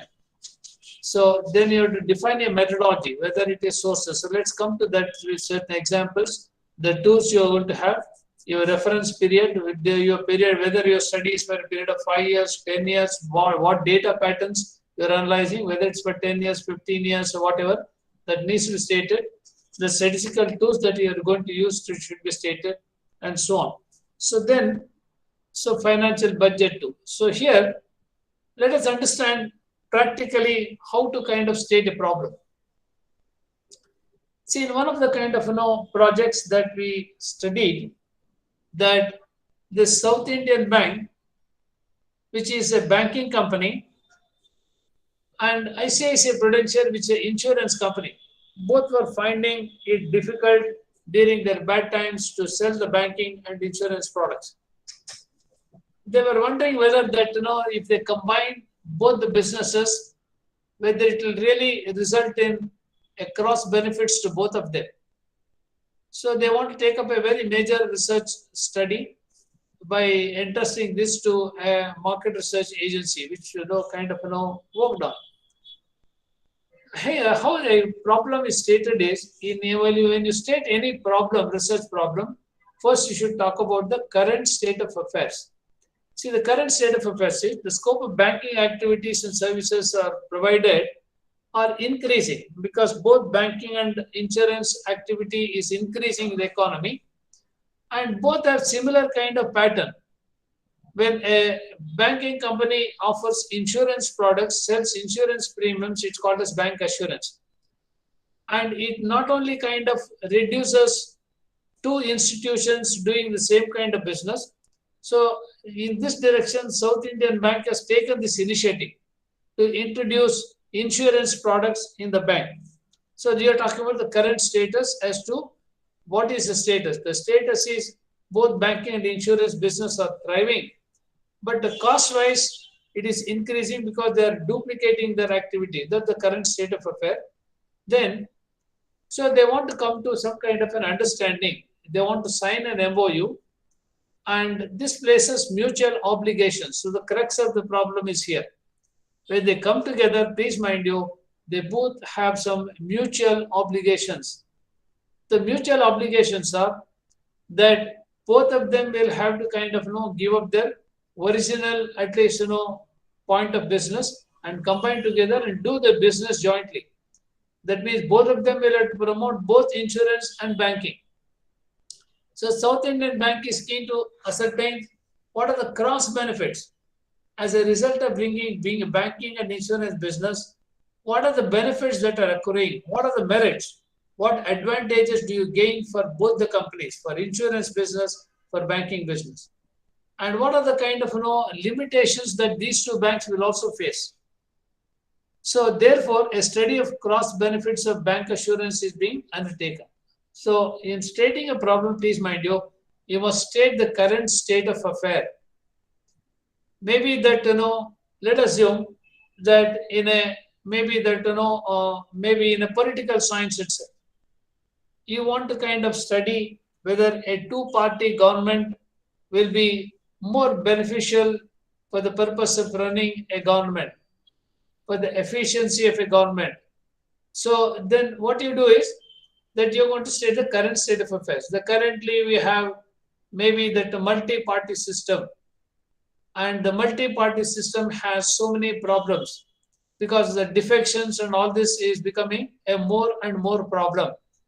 So by bringing in a two-party system, whether that these defections could be avoided and whether there is a stable government could be placed is the statement of the problem. Or maybe that you want to you've taken up a study on economics. Maybe you want to understand the kind of causes for the downfall of the GDP during COVID pandemic. So we were almost going almost at 8% and so on. It came down to 3 or even 2% for that matter. So the current state of affairs is that although Indian economy is doing wonderfully well with around 8% at one point of time GDP, over a period of time that the GDP is sliding down.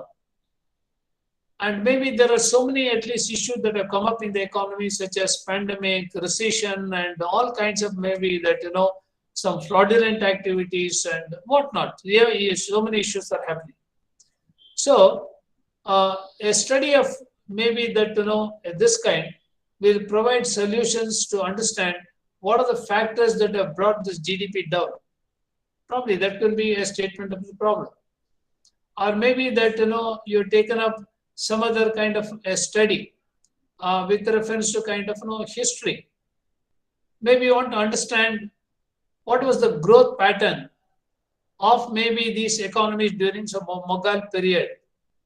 How did kind of what kind of philosophy and policies that really help to kind of maybe that increase the developmental activities of a particular place. Or maybe that you want to understand the leadership style of a particular rural and what was its impact on the society. Again, you state that this was the kind of current state of affair, and then you will also state what is the crux of the problem, and at the end you will say that there is any statement of problem. Please mind you, all that you are trying to do is justify the need for having taken up this problem, because please mind you, research by definition it says that only when there's a problem you do research. If there's no problem, no research at all. Therefore, in a statement of problem, you must justify that there is a need for this kind of study. You're going to say what you're going to study, why you're going to study, who you're going to study, how you're going to study. So this is kind of, maybe the crux of the statement of the problem. Then, so having kind of developed a statement problem, you develop certain objectives. So in an objective, you should also have all these prefixes to study, to analyze, ascertain, understand, probe, and all that. We'll have some examples of objectives. So before even objectives, we'll also look at review how to kind of review the literature. So that this literature, basically what you do is that maybe I sincerely acknowledge if Francis Albenda was given some material for this purpose, so I've taken it from there. So according to that, OLAV, literature review is a gradual process which the researcher uses to search out, read, digest, and critically evaluate the previous works. So in order to understand your study, you need to be very familiar with what has already been done in your current field. So a review of literature gives you what previous research has already been done, what have others done about it, and what is one's own area of investigation, whether my research topic is already on which the research has already been done. If it is done, are there any research gaps left out? So summary of the analysis and maybe that what is the current state of research is shown. Then, so please mind you, it can be conducted objective wise. Maybe if you already established certain objectives, for each objective you can get some related articles, review it. Or based on your own research questions that you already raised, you can conduct a literature survey based on the research questions you already established. Or based on your hypothesis also, you can list certain studies and try to kind of review them, so that your research gap in terms of even these objectives are very clear, so that there's a justification for your own objectives. So what are the different types of review that you can cause it? The different types of reviews that you can make, it can be integrated review, wherein kind of you draw conclusions from many studies, different kind of interdisciplinary subjects, from psychology, from economics, from sociology, and try to draw certain kind of conclusions for your own review, because you have to establish a research gap there. Or it can be theoretical, where that you are going to review the present theories possible. Maybe that in your own economics you have a rent theory for that matter, whether that the applicability of this, maybe that rent theory, whether it is you can apply that to a certain given situation now to explain that phenomenon, or comparing the breadth and width of your research. So, or maybe you can at least another type of review that you're going to make is whether the tools and technique that you used in that earlier research is not kind of appropriate, whether you can use new tools for the same kind of study. That's again methodological review that you can make. Then, so the source, of course, the importance of review of literature, I'm not going to the details because we are very short of time, that because around 5 I have to close. So, however, it's very important because if you review, you get kind of ideas on what methodology that you can use, what statistical techniques that you can use, what kind of, at least, is there any duplication that you will be making, you will try to understand. You also contribute to knowledge, because when you summarize the review of literature, that gives you some variables which you can use it for your own study also, because you would already identify certain variables while reviewing the previous studies, or a methodology that you want to adopt. You also get a lot of references. So by doing such maybe review, further at least maybe improvement can be done in your own at least literature review. Then, so all this of course I'll skip because want of time. So here, when you are reviewing the literature, please mind you have to be very careful about to clarify the research topic, and you should be able to identify certain variables, identify the sources of information, books, articles, papers, and so on. Then how do you, so once you do this, so what claims and arguments are being made, you must record. What evidence is cited in the, at least the review of literature, you must be able to record. what objections in the previous research that they have raised, so that you can use that for your research to answer such objections. And what tools are used also can be kind of taken. So please mind you, while organizing, these are the things you must really do. You should not kind of avoid to include all different studies, hundreds of studies. Take the studies which are very relevant to your own kind of objectives, relevant to your own problem, relevant to your own scope of the study. And always kind of take the latest literature. Don't go very old ones that may not be useful because it may be very outdated. So take the latest one. What you don't understand, please try to record so that gives you food for thought for your research. And also record what you agree, don't agree, disagree, what you agree and what you don't agree with a particular, at least review that you're making, so that also gives you food for your thought. So there are some common errors which I'm not going to go into that. What are the sources for kind of your literature survey? It can be a primary source or a secondary source. A primary source is when the original person who conducted research speaks, it becomes primary. If you take an original edition of a book which a particular author has taken, because other books would have copied from these books subsequently, it becomes secondary source. So go to the primary source where original, at least articles which are really where people would have experienced and written, that gives you the primary source. Whereas the secondary source is that as somebody else who has not seen that phenomenon, who was not directly involved in that research, by referring to some other article, you would have written some articles. So that actually becomes a secondary literature. These are the sources of secondary literature: books, reports, newspapers, online, CD-ROMs. Grey literature is some technical reports from the government, non-commercial papers, and so on. Then, please mind you, these are some 7 steps that you have to follow. What you do is don't read every article from one end to another end. There is something called as only abstracts which are available. Read the abstracts, you'll be able to grasp what actually is written in that article. Because if hundreds of articles, it takes a lifetime to read those articles. Do that skim reading. Just kind of skim and see. Skimming the cream. You know that from the milk you skim the cream. So try to at least skim reading. Skip reading is what you should follow. And just glance and try to extract all the elements of the study, all the finer points of study, all the criticism study, of the limitation study, and the strength of study. You should do a SWOT analysis for each article and try to take only the gist of that. If that is available in the abstract, it's fine. Otherwise, you do the skim reading in the article. And summarize these articles and try to develop the bibliography. Every article that you review, get the bibliographical references. Who is the author? What is the publisher? When it was published? All this. So you must really get that. Otherwise, it will be very difficult to go back when you're kind of finalizing your study. And citation and referencing is very essential when you take anything from at least other sources. See, this is the way at least citation is done.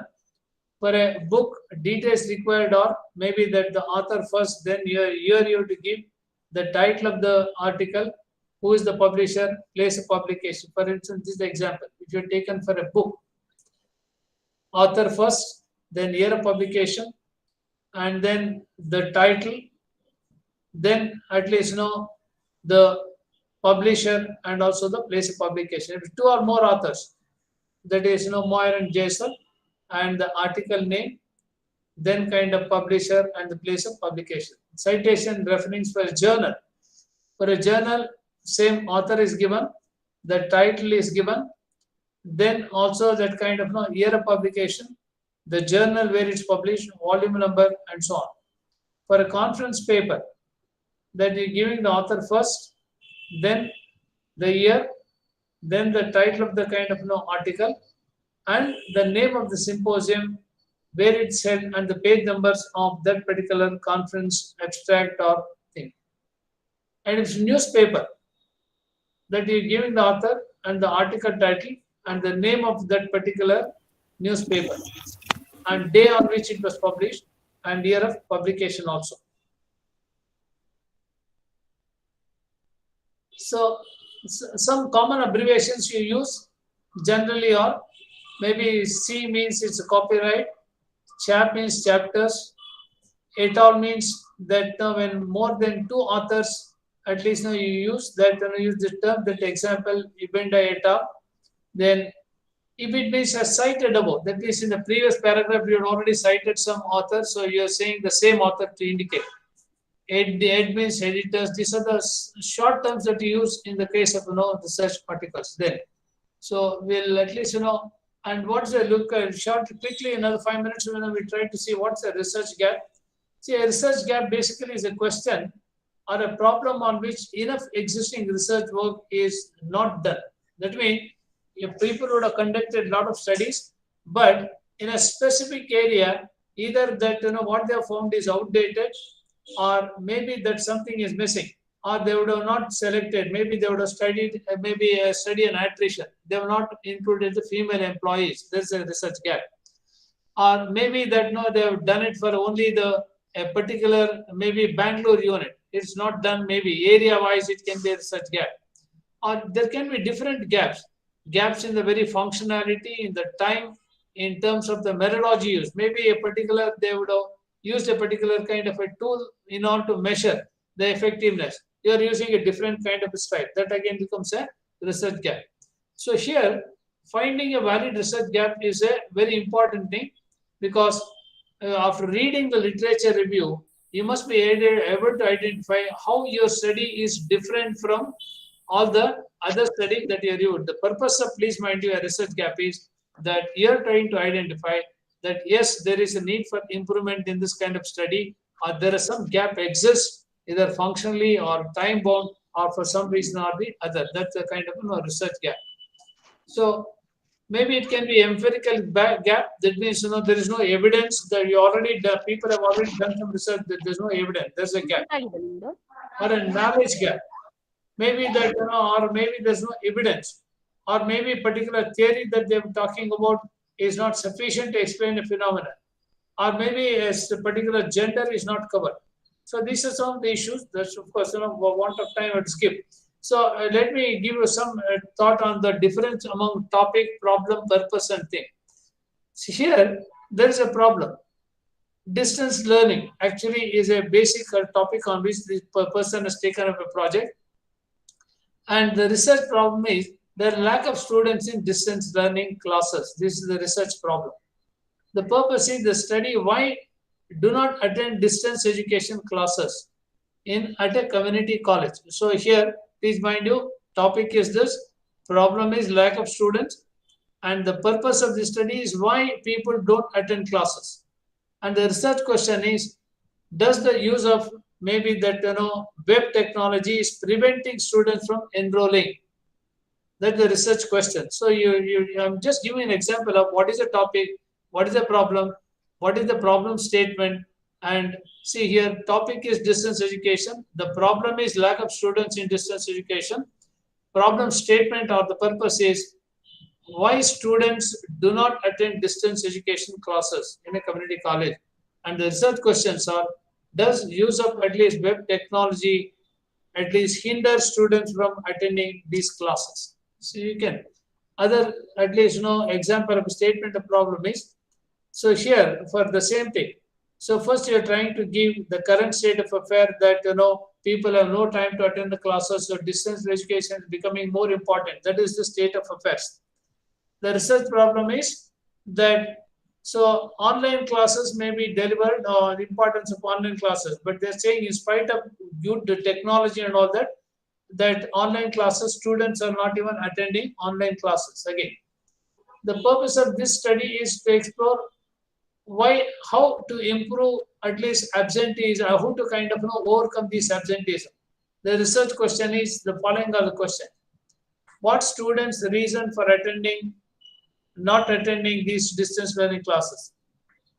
What are the reasons not attending mandatory classes? What actions the university can take in order to ensure that they attend the classes regularly are the research questions. So, in fact, we have covered at least what has been told to me that very briefly, since we have very little time. These are the kind of issues. Example, I already given you banking activities, how it is, objectives. I told you these are the examples of objectives for that banking and insurance study. to ascertain whether bank insurance has helped South Indian Bank to increase its customer base, to find out if bank insurance has been profitable to South Indian Bank, to analyze the cross benefits for both of them. This is the way you state the objectives. Then hypothesis is very relational, and so a hypothesis is an assumption. So here, in one of the working capital management studies, this is a hypothesis. There is no relationship between efficient working capital management and profitability. See, there are always, when you develop a hypothesis, there are two variables in it, one affecting the other. There cannot be one variable, you can't do a hypothesis because it's more relational. And is the null hypothesis, is the alternate hypothesis, both must be kind of developed. So methodology, that now as a part of research design, you have to state what methodologies are used, what are the sources of data, and whether an instrument like questionnaire is used or an interview schedule is used. So all this, I think, source of data can be primary and secondary. Primary is published, secondary, of course, is not kind of original. It is already kind of recorded. So sampling plan, you have to look at whether what kind of sampling size that you're going to kind of use, and then sample size. Generally, we say that what should be the sample size? It should be a representative of the universe, and there are so many other kind of maybe researchers who have given some kind of maybe ideas to what can be an ideal sample size that you can kind of put it through, and these are the kind of telephonic or methods of collecting data that are available. Then you should also state in the research design what the plan of analysis, how you're going to collect data, how you're going to kind of analyze data, what statistical techniques are used, that must be stated. And at the end, you say you're going to analyze the data. This is the way you analyze. After collecting the data, you're going to reduce them to tables, and using the tables, you're going to analyze the data and give an explanation, draw some inferences also. And at the end, you're going to give the summary findings, conclusions, and suggestions. You'll also give some bibliographical references. There's so many project titles. Of course, these are all pertaining to commerce and management. Other students may not be interested. So anyway, friends, that within whatever time available, I have tried to kind of cover what is the research process and how do you develop a problem, and what is the kind of research gap, and what is the kind of research design, how to develop, and how to kind of summarize the things. So with what limited time that what we really cover extensively, I have been able to kind of summarize. I could not kind of go everything in detail. So if you have any kind of research questions, you're most welcome in order to kind of or you can add something more what I have not been told, so that we can also learn. So if you have any questions, you may please go ahead. Good evening, sir. Good evening. Sir, I want to ask you that the content of literature review chapter. Hello. Please be louder. Sir, please show the slide of content of literature review chapter.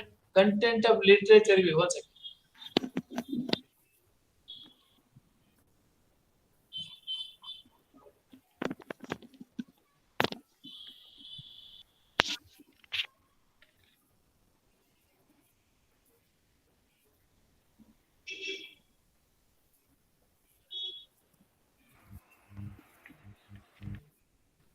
Yeah, this is the one, no?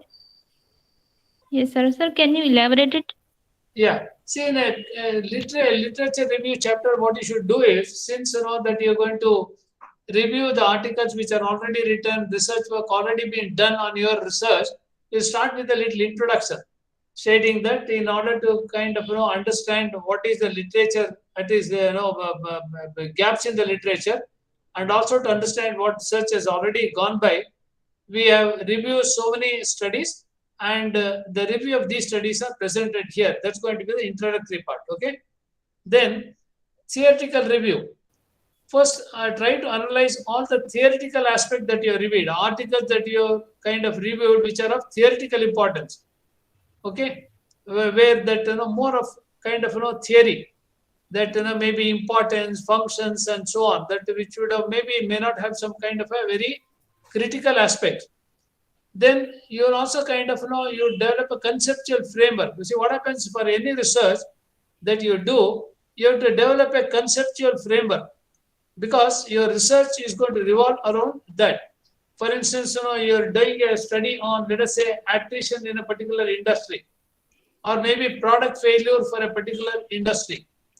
So the conceptual framework that you're going to develop is, where you're going to say that you're going to cover product failure, product diversification strategy, product development. What are these? Are the conceptual framework around which your research is going to kind of evolve. So you should kind of be very clear about the conceptual framework, so that every issue that you're shown in the conceptual framework, it addressed in the form of research in the subsequent thing. Then ultimately the actual review. Actual review is that you're taking every article, writing a small review on that.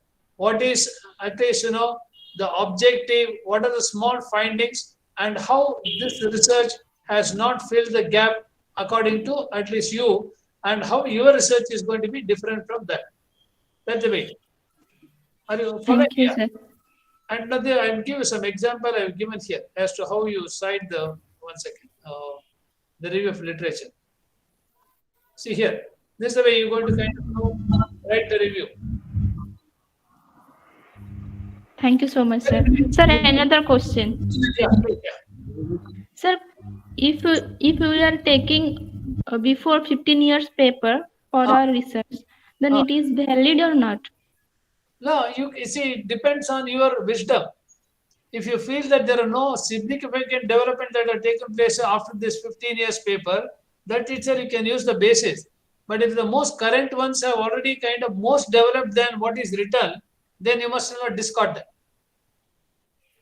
Are you understanding? It depends on the state of at least research over a period of these from 15 years. There are no research that has taken place. You have no basis, that you must only take. Sir, for theoretical perspective, can we take? Even theoretical purpose, so many things should have changed, because what happened, so many new concepts have come up. For instance, take marketing or human resource management. There are new concepts which have come up. Even a title like personal management, it becomes outdated. Now it's more called as talent management rather than even human resource management. So therefore, if you take the latest ones, it becomes much easier. Okay, sir. Thank you, sir. Yeah. Hello. Yes, please. Yeah. Good evening, sir. Sir, I'm confused between primary and secondary sources of literature review. Please, sir, clear this. In the case of primary source, what I'm trying to say is go to the original author. Because if somebody has kind of maybe a very little book like in marketing, Philip Kotler, that's the authority. But if you read some maybe the other books which are seen that book and written, it becomes a secondary source. That's what I'm trying to say. Or maybe in the case of somebody has seen that particular phenomenon, you must consult that expert rather than asking somebody else who has already learned from that expert again. So primary sources, when the person has seen that phenomenon, experienced that phenomenon, written that article, then it becomes a primary source. It comes from horse mouth. But from that original work, if somebody has seen that and tried to analyze, criticize, and written an article, it becomes a secondary source. You got it now? Hello? Hello? Hello? Hello. Yes, please. Yeah. Sir, the sources are same for both primary and secondary sources for literature review, like books, journals. No, even about, see what I'm saying, if they are empirical studies, they become primary. But if they are not empirical studies, if they are books and other things, they become secondary, obviously. Books and? Books are a secondary source again. Okay, sir. Okay, sir. Thank you, sir.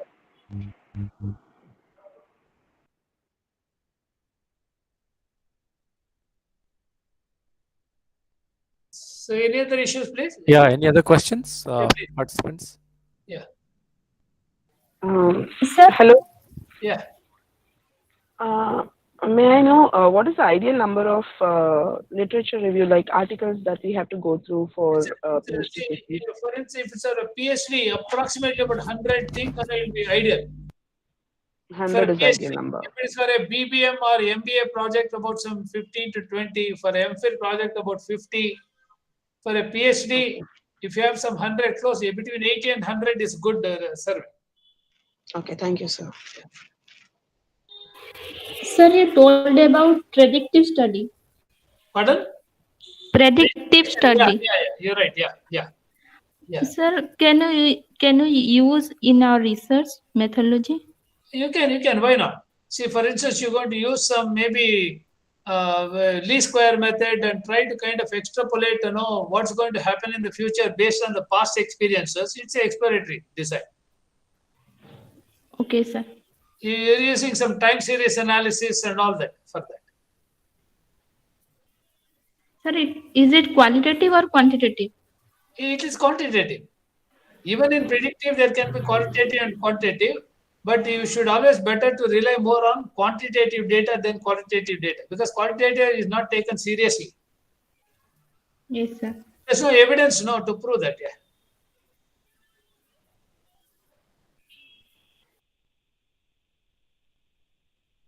Anything else, please? Yeah. Yeah, we have time for one last question. Anybody Yeah, please. would like to ask a question? You can go on. Please.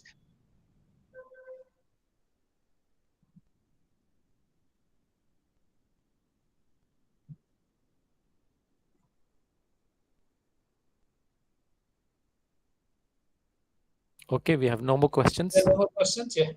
Yeah. So let's conclude this inaugural day's session. Before I go further, let me just give you a reminder. The feedback links have been shared both in this chat box and also in your WhatsApp group. So kindly take note to submit your feedback. Ladies and gentlemen, it has been a very wonderful and intellectually stimulating session. And thanks to Dr. S. Ramesh for this very intellectually stimulating and informative session. Sir, I'm sure the participants who are interested in research in future will definitely have got a roadmap for their research activity through your session. Once again, on behalf of all the participants and also our institution, we offer our heartfelt gratitude to you, sir. Thank you. Very much, sir. Thank you. A sincere thanks to all the participants for your proactive participation and also for all your nice comments in the chat box. Your participation has really encouraged us. Thank you very much to all the participants. Let me also thank Kumari Ramya V, who is giving us all the technical support here.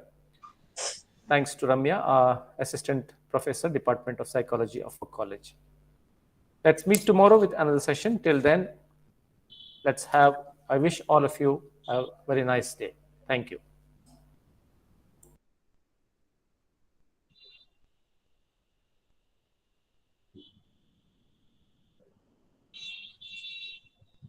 So can I leave, sir? Yes, sir. Yes, sir. Thank you very much, sir. Thank you very much. Thanks.